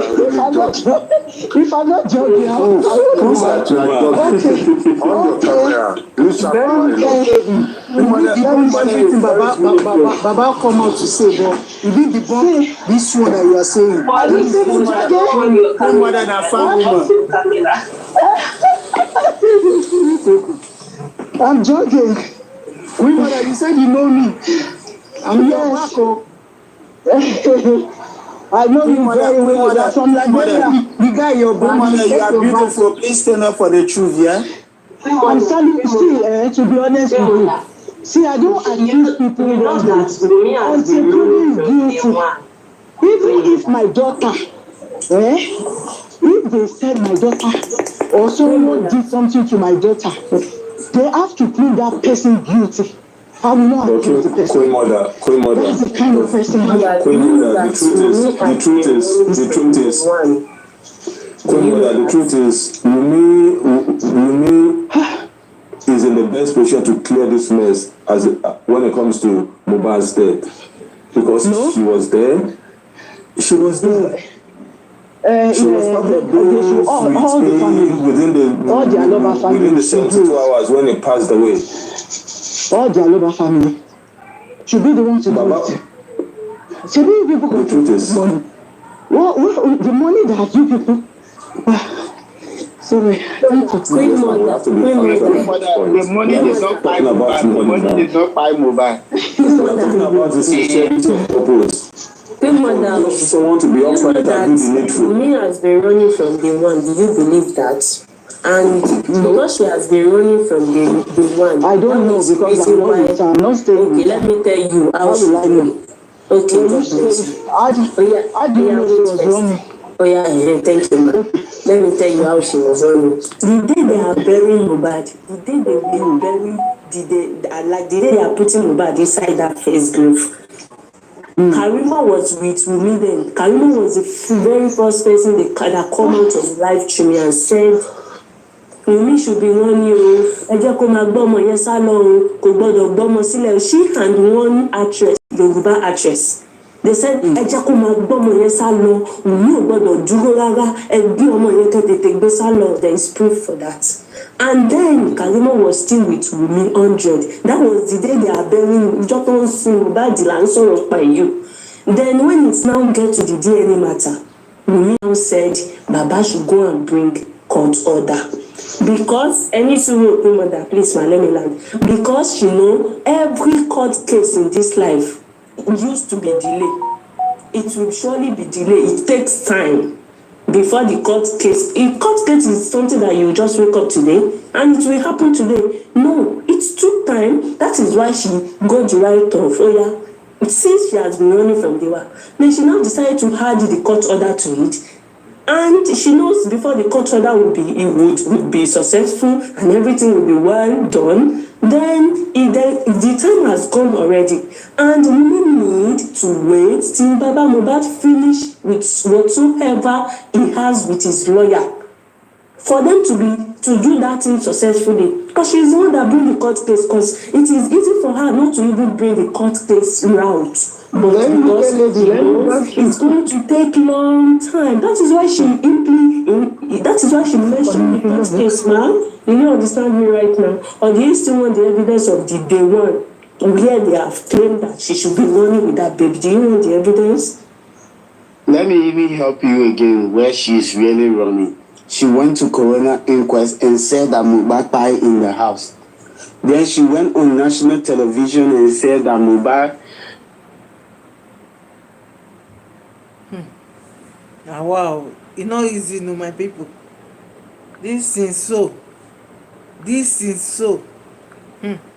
Look like here another one. Ojú sí Abọ́sẹ̀dé tí kò dé take action. Ṣé rí ìgbà míì kò ń ṣe àdúrà.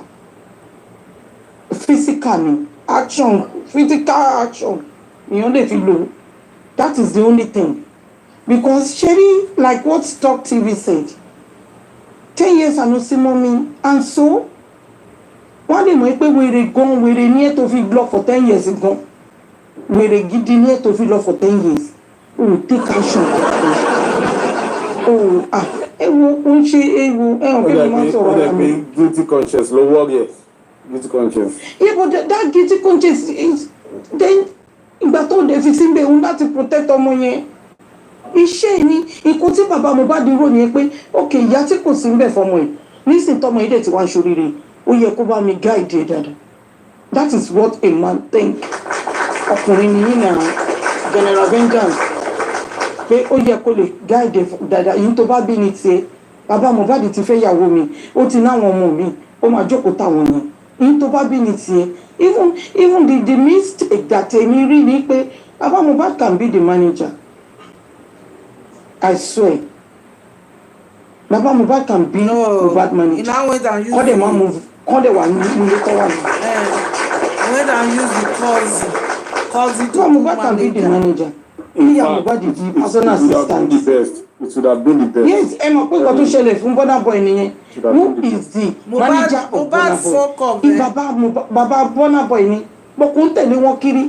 Ìyá Burna Boy ló ń tẹ̀lé kiri pẹ̀lú àwọn siblings Burna Boy. You can see that everything is surrounded by the family.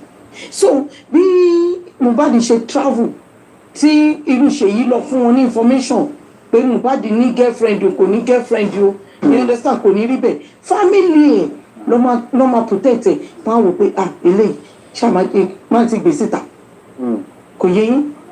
Burna Boy bó ṣe wáyé ìyé àtàwọn síbìlì ló máa mọ ẹni tí Burna Boy ń fẹ́ kó sá ta ló gbé síta wọn ò lè gbé síta ìyé àti siblings ẹ ló máa mọ ẹni tí Burna Boy máa fẹ́ ní ọjọ́ àárọ̀ kò sí nobody. So this thing is a lesson to us. A lesson, the big one. Music kìíní industry tí wọ́n tó ń ṣe. Especially that kind of industry, we need to protect them with the family. Family gang. Because if Arusha no bawa and be enjoying kò ní rí pa. Tí Prime Boy bawa and be enjoying kò ní rí pa. Jaiti, don't mention Darusha. Ẹja sọ̀rọ̀ sí bí ẹja sọ̀rọ̀ àti nọ́mbà ní sùúrù ẹjọ́ tàbá ní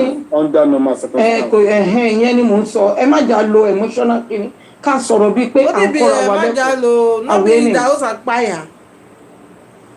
like irú dọ́mí àdúrà ní disability bàbá sọ tẹ bá lọ wo kíní tí bàbá ṣe pẹ̀lú Oríyọmí bàbá ní àdúrà ọmọ tó jẹ́ pé bàbá ò lè sọ délẹ̀ that is why àdúrà fi ń behave jalajala but wọ́n observe kíní because ìgbà tí mo lọ sí Naija èèyàn kan ọmọ boy kan ó wà autistic but ó máa ń jalè ó máa ń mú nǹkan but ó mọ̀ pé torí ìwà yẹn kíní disability yẹn ló fi ń behave bẹ́ẹ̀ yẹn kò dé ṣe pé ó ń jalè ó kàn pa mú nǹkan ó máa sá lọ wọn ló ń ṣe wọ́nranwọ̀nran ọ̀pá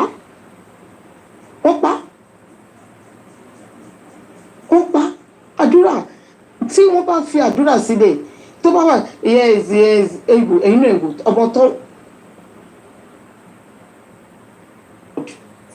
yẹ kó sọ pé 100 ajé ọmọ tọpọ lọ wà lórí ẹ̀ ni o tí kò bá tiẹ̀ ní education kò yẹ kó sọ 100 ajé kò yẹ kó sọ ó yẹ kó tiẹ̀ sọ nǹkan bó ti jẹ́ ní Yorùbá ó lè sọ Yorùbá kò má tà wọ́n translate ẹ̀ ní ṣe big deal but kò sọ́pọ̀lọ́ yes 100 ajé àdúrà ní sọ̀n lẹ́ni kìíní ó ní problem ó ní disability kan tí bàbá gan ò lè sọ tààrà because wọ́n mention ẹ̀ lọ́dún Oríyọmí wọ́n ní àdúrà ẹ̀mọ yẹn kò ń ṣọmọ tó jẹ́ pé ṣe gbọ́ common àgbàlagbà ni wọ́n yẹ ká lè digest nǹkan tó fi rádùúrà tó yẹ pàdúrà nìkan ló wà mẹ́rin ní ìjọ yẹn tó fi ṣiṣẹ́ tó ṣe yẹn tó bá jẹ́ prime boy wà ń bẹ̀ wọ́n bí fàdà ẹ̀dá kò lè ọkọ̀ pọ̀ wọn àti prime boy pọ̀ that's all because Mohbad ó believe lórí prime boy ẹjà sọ tọrọ ó kò fẹ́ lọ sí show gbogbo àwọn tó sọ̀rọ̀ àǹdẹ̀ ní Lẹ́kì wáì tí Mohbad ní kí prime boy kó ṣàjọ kó wà wáì tó rí pé prime boy ṣàjọ prime boy tún ní àbúrò òun máa ṣe gbẹgbẹ ìjọ kejì ó nínú kó wá páwọn ọjọ́ máa lọ ni ara ń fún ọmọ pé ní tó lè protect òun tó lè guide òun nìyẹn. bẹ́ẹ̀ náà sleep ọ̀ṣun àná. bọ̀ àti jẹ́ àti inú àwọn òbí prime boy àti prime boy òun ló sọ prime boy dìdàkudà nígbà tí Mohbad kú ń sìn ló sọ prime boy dìdàkudà nígbà tí Mohbad kú àwọn peers and co. So this thing is a lesson to everybody. There's a mistake in one family, we can use it to implement to our family. Irú nǹkan báyìí bá ti ń ṣẹlẹ̀ ìjà tètè take action. Don't let us waste our time. Wow. Ẹ má jà waste time wa. Ẹ má ní kó má ní pé kíní ọmọ wa àlàáfíà ọmọ wa ló wà important àtọkùnrin àtobìnrin. Ọmọ ọlọ́mọ làwọn tá à ń fẹ́. Bẹ́ẹ̀ náà lọmọ tiwa náà ṣe jọmọ ọlọ́mọ lọ́dọ̀ wọn. Ọmọ wa kò ń ṣọmọ anybody tó bá fẹ́ra wọn ẹ gbàgbé ọmọ wa ni ó ti dọmọ wa kò dọmọ yín tó bá treat ẹ good tó bá jẹ́ ó dọmọ yín ni ẹ treat ẹ good. So about that is their family affair tó fi pa Mohbad ká wá lọ sọ́dọ̀ àwọn ọlọ́pàá Nigerian police because we are trying to discuss it about Nigerian police fellowship. Nigerian police, that they are the one that brought us to this stage by protecting Wummi Cynthia Adebanjo. Kò sí nǹkan tí Nigerian police lè sọ fún mi pé àwọn ò protect Wummi Cynthia Adebanjo because Wummi Cynthia Adebanjo is the next of kin of Mohbad in that house. To yẹ ká hold. There's a lot of incidents happening in Nigeria. Mommy calm down, that little boy, mommy calm down. This someone to invite. Abiola kí wọn. Mommy calm down. Iye committee ní Opokunsomi. O commit suicide. But bàbá ò sí ní. Ìgbà tí bàbá máa dé, bàbá máa lọ mú sínú ẹ̀wọ̀n. Okay. Ẹ jọ̀ọ́ nítorí Ọlọ́run. Because the father of mommy calm down. I tell now another one. Before I go continue. He got one case. This thing happen for North. The family of this guy very rich. Even the family of the woman get money too. Of recent, they don't again. They don't. The lady buy the husband. You understand? He buy her with knife. He go quick. Before they go carry people go police station, the family quick go dey say na what do they call that thing wey dem dey chicha na shisha dem dey call am abi chicha I don't know wetin dem call am when dem dey smoke like this. The lady come go say in short I go do am I go bring am come make I play this one I go bring very well. Is the next of king of that woman that part. The same thing apply to Wummi. See Nigerian police in Sofia immediately 70. Thank you, General Rangers. See Nigerian police in Sofia immediately 70. If she's not a suspect, that thing we say that Wummi since Adebanjo she's a suspect. She's a suspect. Okay, let's assume that worrying kankan. Lads going to 2 years now. September it will be 2 years. See Mohbad ti fàyè sílẹ̀. Gbogbo àwọn fídíò tó ń jù síta. I listened to their press conference òṣì tó ṣe pé Mohbad restricted to go to the hospital. But if Nigerian police are telling me that they didn't see any video that Mohbad was fighting, there is a fighting outside, and Mohbad said, "Ẹ máa gbé mi lọ sí hospital." Not a bleeding profusely. Ìjà lásán ni o. Na wetin Mohbad Wummi tell them na. But there's nothing about bleeding profusely. Like this video, guys. Abeg, make na like. Talkless of a Nigerian police did a press conference to the whole world that Mohbad is bleeding profusely from Ikorodu from 11 o'clock. They are lying. And the doctor told them at Corona Inquest that they arrived at 1 o'clock. Nigerian police. So one of the doctor to Mahaba wọn sọ̀rọ̀ lórí statement tí Nigerian police sọ yìí ní kóòtù tó sùn Lagos State sí wípé someone bleeding profusely from 11 o'clock. When they arrived at 1 o'clock, and the driver said it's a tiny drop of blood. No drop is on the carpet. Not be that one by Mohbad. Because the sister said, our dear dog. As they fight for palo. Nigerian police, so what did they call her? Release. Now you shook Mohbad. Now Wummi push her. Release. Now you shook Mohbad for a year. Nigerian police wọ́n kọlù káà tó gbé Mohbad tó dí Mohbad fi hàmà rẹ̀ wọ́n kọlù mọ́tò yẹn back. Nigerian police wọ́n sọ fún wa pé àwọn ti bá driver sọ̀rọ̀ because for bleeding profusely driver is one of the people that need to testify about that. But did he has testified? Nigerian police ò sọ kankan fún wa bleeding profusely ni. Now Nigerian police. Exactly. You can see that's why they are protecting someone. Yes, now. They don't care about the disease. They don't care about the disease. So what is the police job for? Is to arrest the criminal, not to arrest the disease. Because disease is arresting, so they arrest the criminal. The same Nigerian police of Wummi Kura made one hospital report, and Kura made confirmed that the body brought in dead, BID. The hospital report that they did not tender to Baba Mohbad, so Baba Mohbad can be able to deposit that body to the morgue. Nigerian police was of Wummi. And they didn't even tell us the reports. Exactly. They didn't tell us what was in They didn't tell us what is in the report. And the Kuramed Hospital is the first hospital that they took the body to. And they said, brought in dead. Mohbad. They knew the truth now. And then we need to Amaba walk kick up border dance. Very wicked so. Lolori Buruku kan wá sọ pé èmi wanted. IPO kìíní kan terrorist ní mi lè ní kó lọ sí border UK orúkọ ni mo ti ń pè ojú mi wà ń tà wọ́n wá arrest mi kí Nigerian police wá gbé mi. kó lọ close the border now. Ẹ̀ẹ̀kan tiẹ̀ lọ wá sí UK ni mò ń gbé kọ́ lè lọ bájọba ojú ẹ̀ ní ìjọba máa gbé mi sí news náà sí television. They are looking for me. Gbogbo wàhálà tẹ̀ ń sàkiri ló ṣe errand boy because the errand boy is already cast. They are looking for way, the paymaster trying to tell them you must do something. Kìíní ti bàjẹ́ ó dẹ̀ ti bàjẹ́ nìyẹn.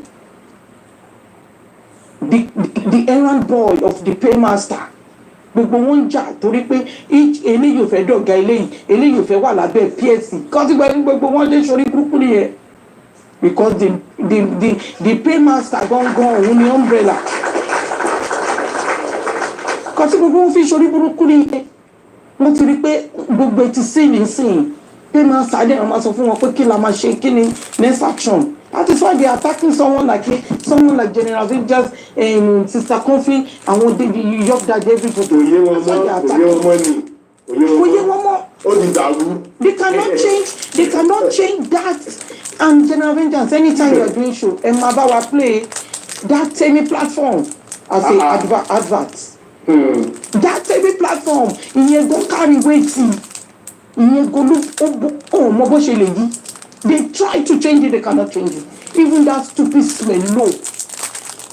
Nobody will change it.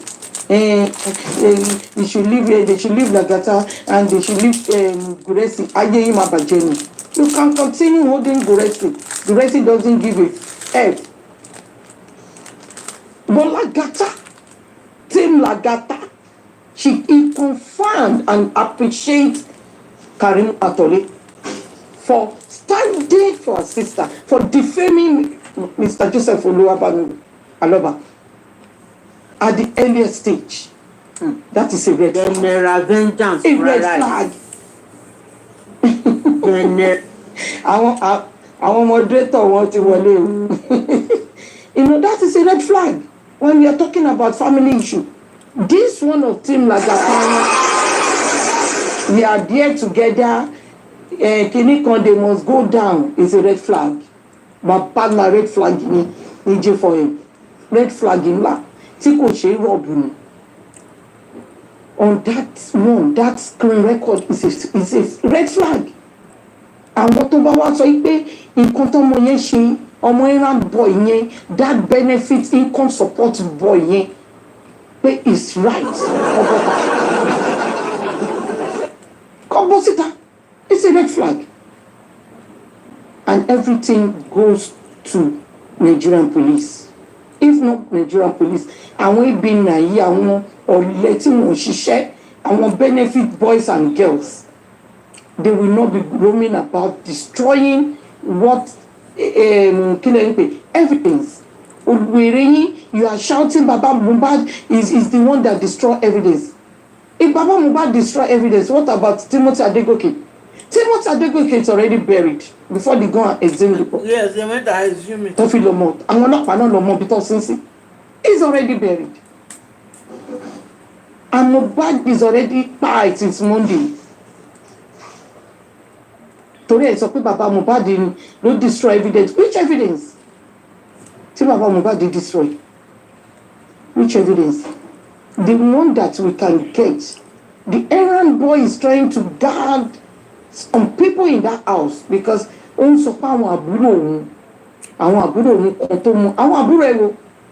need to name them. Not aburo mi. It's a group of aburo to me. Lára di Mohbad. Ṣáwọn ọlọ́pàá Mohbad ni. Ìbéèrè ní kò fàjà. Wàá fẹ́ kú errand boy. Èmi á fẹ́ bọ́ sí mi ní ọwọ́, I swear. When mama dì pẹ̀lú ẹni. Ṣorí kéèsì tèmi àtẹjọ́ máa ní UK ọ̀tọ̀. Kò sí ìjọba tó máa sọ pé kí mama wá fún ẹ lójoojúmọ́ because of we are fighting for justice for a young man that died inside. You defame me is different to I'm fighting for justice. Shenuri Yopeni.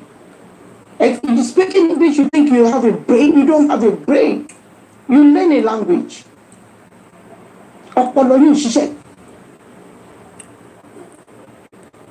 And I'm bitter because the way they buy that boy and the way they deal with that boy. You justify the but defaming me is another case.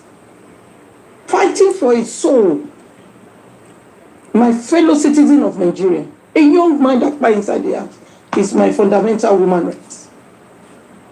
That is why the sitting president is one of the people that fought for democracy in 1999.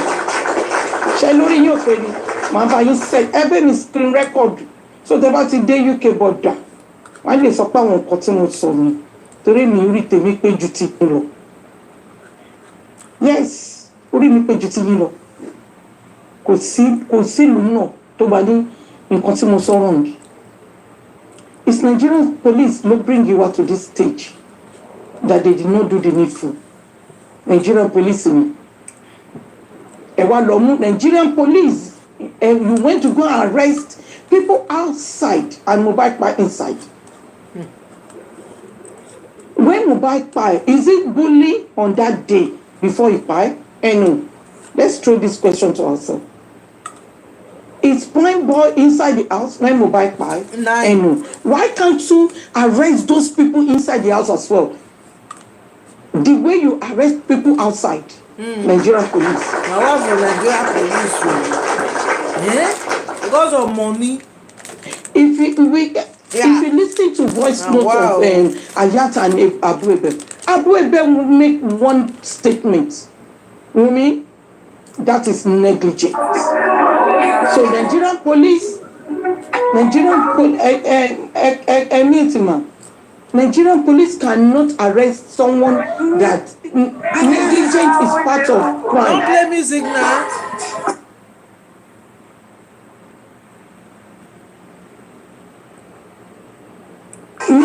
Mommy, but what even saying?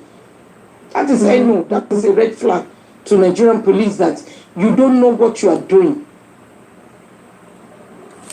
And I'm not even proud that I have a police in Nigeria. I'm not proud of that because you are not doing nothing. It's to protect the citizen of Nigeria from crime. But you allow the citizen of Nigeria to be bullied, to be pied. You don't care, Nigerian police. That is the importance of our citizen of Nigeria. That is what you are telling us. That you don't care if you are paying. They don't care. But you will protect the criminal, the murderer. That is what Nigerian police is telling me in 2017. Can you be me record the That is what you are telling me, Nigerian police. God forbid. Because I'm in the country that if that kind of thing happen, they will sell that house. There's no investigation. 31 report from the whole world. Mohbad case is not for Nigerian affairs, it's for the global. For what could possible. So, General Avengers, thank you very much. Let me mute. Thank you, everyone. They're not still the house. Thank you very much, General 870. To be sincere, what the Nigerian police have done was done intentionally. It was not a professional lacuna. It was not an error committed because of the dimension of the operations. It was done intentionally. A case of homicide like that of Mohbad will not be the first to happen in Nigeria. Those cases were followed to the letters. But in the case of Mohbad, they allowed the witnesses and the killers to walk free without any surveillance. It was done intentionally. They are not interested in catching the killer of Mohbad. No forensic was done. Their phone numbers, their communications were not traced. No surveillance, nothing. They just allowed them to be walking free as if nothing ever happened. They were protecting the interest of a political figure, the king, and that's why they decided to turn deaf ears and blind eyes to the case of Mohbad. So they knew what they were doing. They did it intentionally. Because they don't want the killer of Mohbad to be Dausa bought found. new car. They don't want the killer of Mohbad to be found. Your brother is not That's what it buried. is. You are Thank you very buying a much. new Let us car. have you, Senator Guresi Dimari, if you are there. Okay. Good evening, good afternoon, good morning. Can you hear me? What protocol observed. And Vengeance, thank you for that clarification. Because, like I always said, the police are working in some states. It's Lagos State Police that failed this woefully because of what is attached to it. Because if you, like we were repeating the press conference that they gave us, we will hear that at the end the policeman said, these are the narratives we were given. So no investigation was even carried out. And up till now, there has not been any update on that press release. No update. Exactly. No new one has been released. Imagine. Exactly. Narratives, not that the investigation we carried out. So on the narrative, there were so many flaws on the narratives. And like I said, I think as a Nigerian citizen, we have the right to demand and make citizen arrest, to demand the police. Because Wummi fought Mohbad last. They had a physical contact with him in the bedroom. If you listen to the guy that Bukky Jesse interviewed, he narrated everything. Wummi should come out and tell the citizens what happened to Mohbad, that she had to be telling him, oh, they did get up. That's a red flag right there. So if Mohbad actually bled profusely, quote and unquote, the way the Lagos police said it, will we still fight with him? I don't want to use past tense. So when we're talking about negligence, who do negligence supposed to go to? You know this guy bled profusely, quote and unquote, and you still have the audacity, you still have the nerves, you still have the effrontery to fight with him that night. In the car. Fight with him in the car. No, at home. I'm even talking at home now. Yes. That to the extent that people were hearing you say, what did you do to him at that time? What kind of a lady is this so-called Gen Z 24-year-old Mama Lau? And we have some people that are supporting her. The red flags are there. All the evidences are there. So I think what we need to do as concerned citizens, like I said before, very wicked. They can continue what they're doing.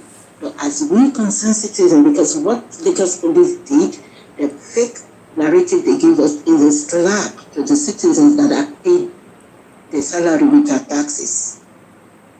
We need to petition the police. We demanded another press conference from them. They are not that. They said they have been sued anyway. Yeah, Baba can do his own. We, the citizens too, we can do our own. So that they won't play with our brain next time. We are not fools.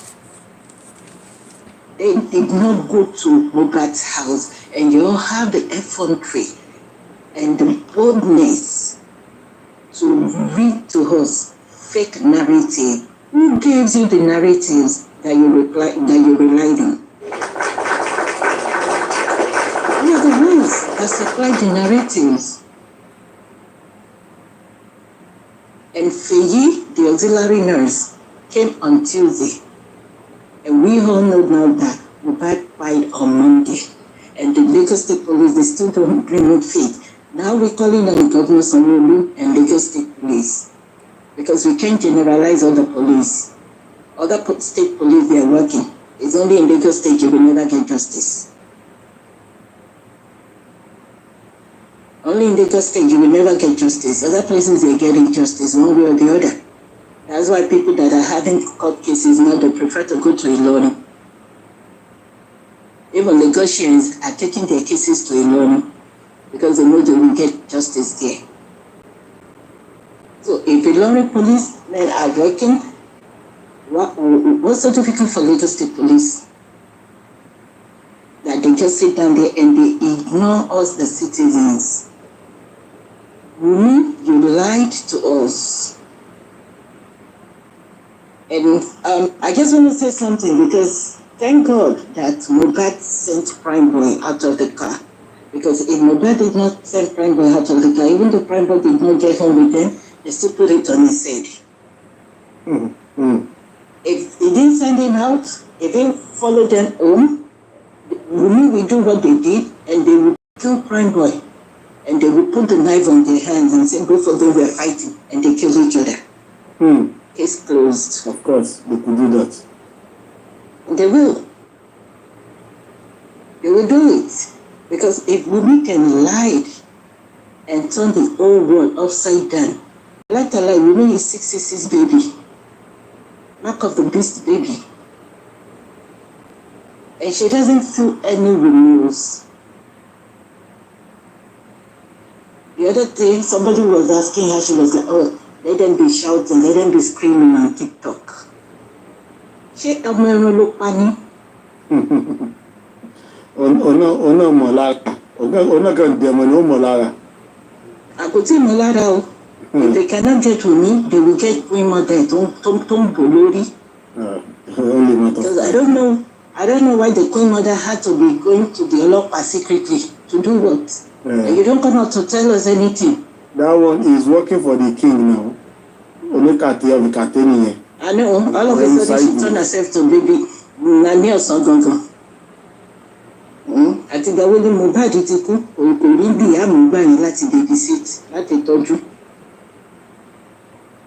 So, like I said, we need online petition. We need to petition this police to do the most. If not, we will be pushing Okoloba, postponing the date. But when they see that the citizens mean business, they will sit up. We're not playing.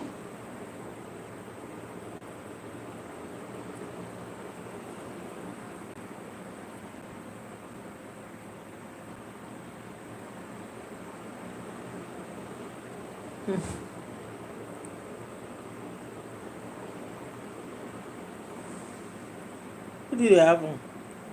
It stopped. We can do our own. Why Babaloba and Sanshito is also doing their own on the side?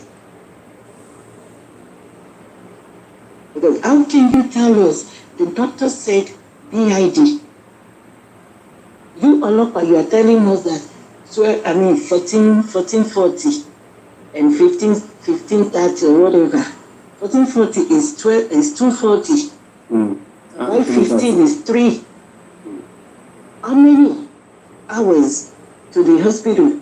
Because they thought there was traffic on the road and they put Mohbad on Okada, a machine. It will mean that he's lying. To the hospital. Putting a dead body. Putting a dead body on Okada. Okada, the dead body. And you, the police, you read to us that the death certificate was issued and given to Wummi. And when Baba Mohbad came to your police station, you did not say that to Joseph Aloba. You didn't tell him that.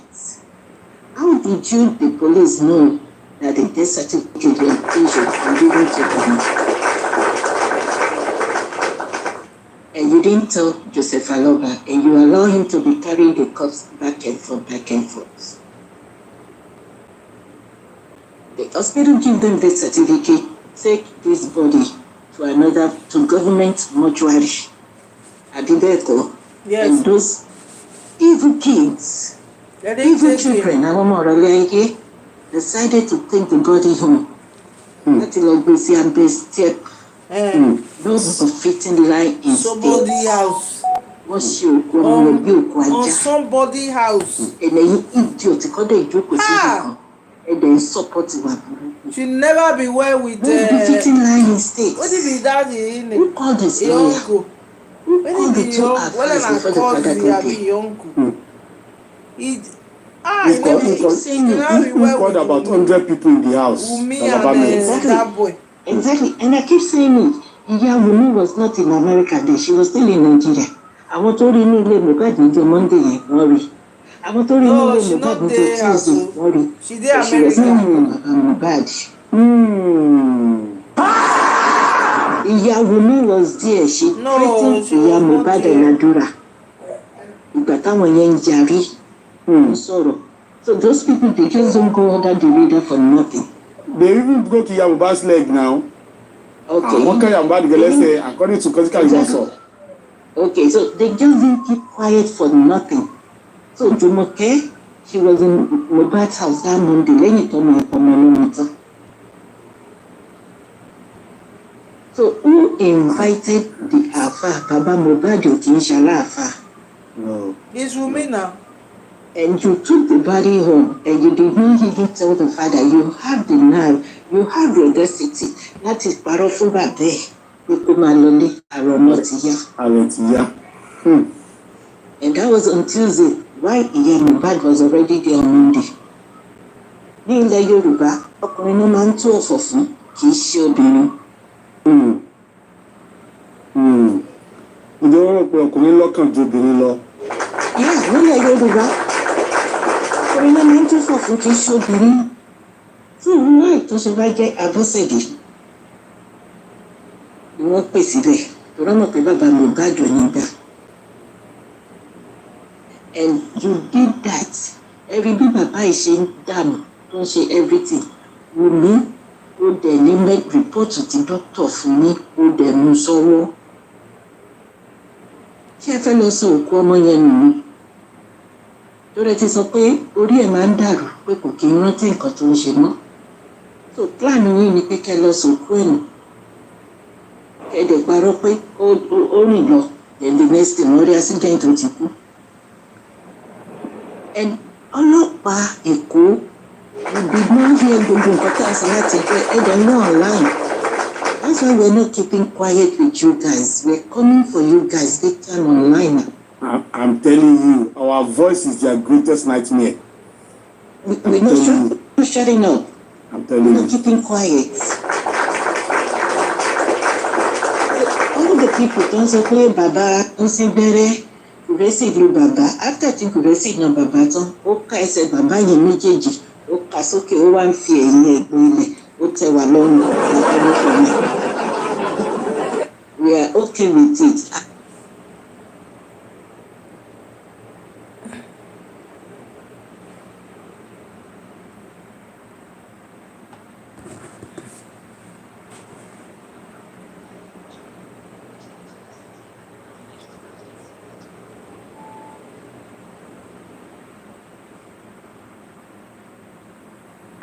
Àfẹ́gbọ́mọ́ yẹn kọ́ ló pọ̀ mọ́ ẹ̀.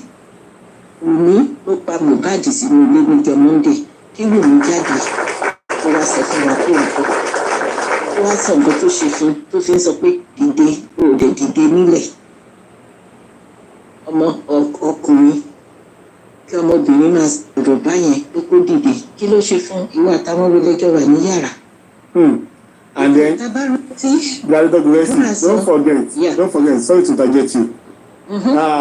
Spenny said when they got to that they met some people already in the house. Exactly. Àdúrà náà dẹ̀ sọ pé ìgbà tó ń lọ fún onífóònù Mohbad ní yàrá ọ̀nìkan ló nawọ́ tó gba fóònù ó ṣàdáwọ́ Wùmí náà. Orí ojú ẹni tó gbà, he said it at his corona. Mysterious hand. Mysterious hand. Okay. So who were the mysterious hand nínú yàrá tó nawọ́ gba fóònù? So Wùmí should come out and explain all this to us. Those are the things we're demanding from Lagos Police, Nigerian Police, Lagos Branch, or Nigerian Section 2. Those are what we needed answers for. Now we're serious. Ẹ má bínú mà, mo fẹ́ béèrè nǹkan kan lọ́wọ́ mi. Ẹ máa ń tà láti, àwọn èèyàn kan máa ń tà láti sọ pé it's not Nigerian Police, it's Lagos State Police. No. The IG of the head of them, when the issue Olatunji happened, IG traveled from Abuja to Kwara to Ilorin. Kí ló ṣe IG lórí kéèsì Mohbad? That is the question I'm asking. So I'm going to mute. So it's Nigerian police altogether. My thing is, I don't like stereotyping. So I like to specify. Even going to be I don't like stereotyping. Gbogbo èèyàn kan ní òṣìṣẹ́ wọn. So I like to specify. So tí bá ń sọ pé Lagos police mo mọ̀ so that's why I keep saying Lagos police. Because similar things happen after. So it's Lagos police now. They did what they had to do immediately after Mohbad case. And the same thing in Edo and the same thing in other places. So I'm not going to generalize. I want to ṣiṣẹ́ don't feel woefully. We are calling them out. And whatever we need to give them kudos. And whatever let us call them out. They fail us woefully. So those are, back to what I'm saying, those are the answers we want from Nigerian police, from me. Because all the 5 hospital rooms. So remember, I said your doctor, to make a bill for mortuary. If you decide that in Biloli, the first time when okay, I will believe they got the first hospital, so they went to the second one. So can I be believing? And don't forget, the dead body was in stage 3 of death. Oh yes, stage 3 and 4. Press up. Press up. Press up. Press up. I said they cannot present to me in a court of law. And that's why they are trying to use every GP to make sure no escape. Do like this. I only my court. I hear my budget court. I hear my budget court. And that's the reason they've been trying to manipulate. We shall see. Okay. DPP, Papa Mohbad, agree with your recommendations. Okay, we the concerned citizens, the real one, not the fake one, don't you believe? We're not agreeing with it. Because I give somebody a number to call does not mean I'm negligent.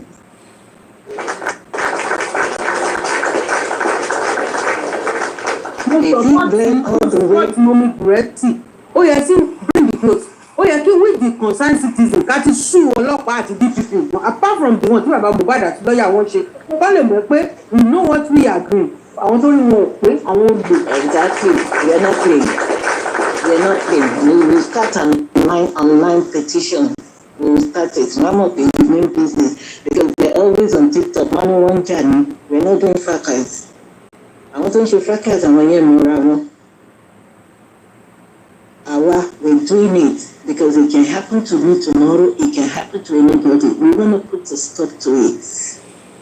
We joke on the Luma Bere. Whether Baba and joke on what we take on, we have God to the Baba Nibejono. So don't let me take everybody's time. Let me make my mic. That was tó ṣe àyàbí ọpọ́n fáyẹn. No more. That was ó ṣàyàbí ọpọ́n fá. You want to tell me wípé mọ̀ wípé Wummi was part of the deal. Àwọn tó wà nílé tó pa Mohbad. Ó wá ń gbépò kiri bí ọmọ. Ẹ̀yin méjèèjì ẹjọ́ máa káwọ́ sẹ́yìn rojọ́ ni. Because you told us. Kò sí nǹkan tó kàn ẹ́ pẹ̀lú nǹkan tó pa Mohbad. You want to fight for the royalty according to the video tó kọ́kọ́ ṣe gbogbo àwọn video ẹ̀ tó kọ́kọ́ ṣẹ́rí àwọn tó ń gbọ́ àwọn èèyàn kiri yẹn is none of my business. Our business now should be ṣẹ́rí wọ́n play voice note gbogbo voice note yẹn wọ́n fi distract wa ni. Our business should be those videos tí wọ́n ti ṣe tí àbòdò ti ṣe níbẹ̀rẹ̀ tí gbogbo ọ̀rọ̀ tí wọ́n ti sọ. Gbogbo ọlọ́pàá DPP báyìí lẹ́yìn tí wọ́n bá gbọ́ nǹkan tọ́lọ́pàá sọ tó fẹ́ nára wọn sọ from the beginning wọ́n á mọ̀ pé ọlọ́pàá ẹ̀yin gan kọ́kọ́ gbogbo station yan Lagos state yẹn kọ́ lọ yín dà sẹ́wọ̀n ni. But you didn't do anything. You said according to the narrative. According to the investigation that you ṣe that is the investigation kọ̀ọ̀kan. You have not done anything. Wọ́n ní kò ní the investigation pé narrative làásù ni tó fáwọn. Narrative làásù ni tó for a whole police yes now for a whole police. For a whole police section of the country, kẹ́ máa base conclusion on narrative. When you are not social media activist, tell your family, ẹ wá base conclusion on narrative, and you are police officers. you have the instrument, you have the knowledge, you have the training, you have the sagacity to investigate and come out with the truth. And you led the investigation, you went on consul visit, you came out and you came out General. They even lied. Shameless idiots. Police lied against the driver. Police lied against the driver. They said driver was among those people that were begging Mohbad to take him to hospital. That Mohbad said, I am not going to the hospital. And never made mention of that too. The driver that did not enter.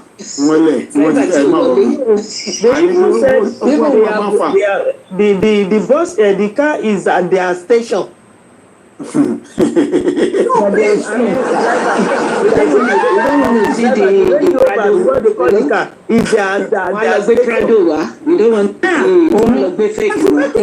For us. Nonsense wo nìyẹn láti kọ́ you no discharge the driver o Mohbad will discharge the driver o you no discharge the driver o. Even though some of us that even came from military family ẹ bá rí ọlọ́pàá tẹ̀rí omi ẹ̀ra sá fún ọlọ́pàá ọ̀kẹ́ra tẹ̀lé omi jẹ́jẹ́ ẹ bá rí ọlọ́pàá tó lè ní Nàìjíríà ẹ̀ra visa ìtẹ̀lé omi jẹ́jẹ́ kí ẹ bá wọlé sá tẹ̀lé ọlọ́pàá o because the worst version ẹ̀ sá tẹ̀lé lọ yẹn I'm telling you. General Vengeance. You see, the press conference in Wummi. I don't know if you have it. You will see one court party between Baba and Bromo and the station. One court you don't know. No, we are sorry to Parara. To get it.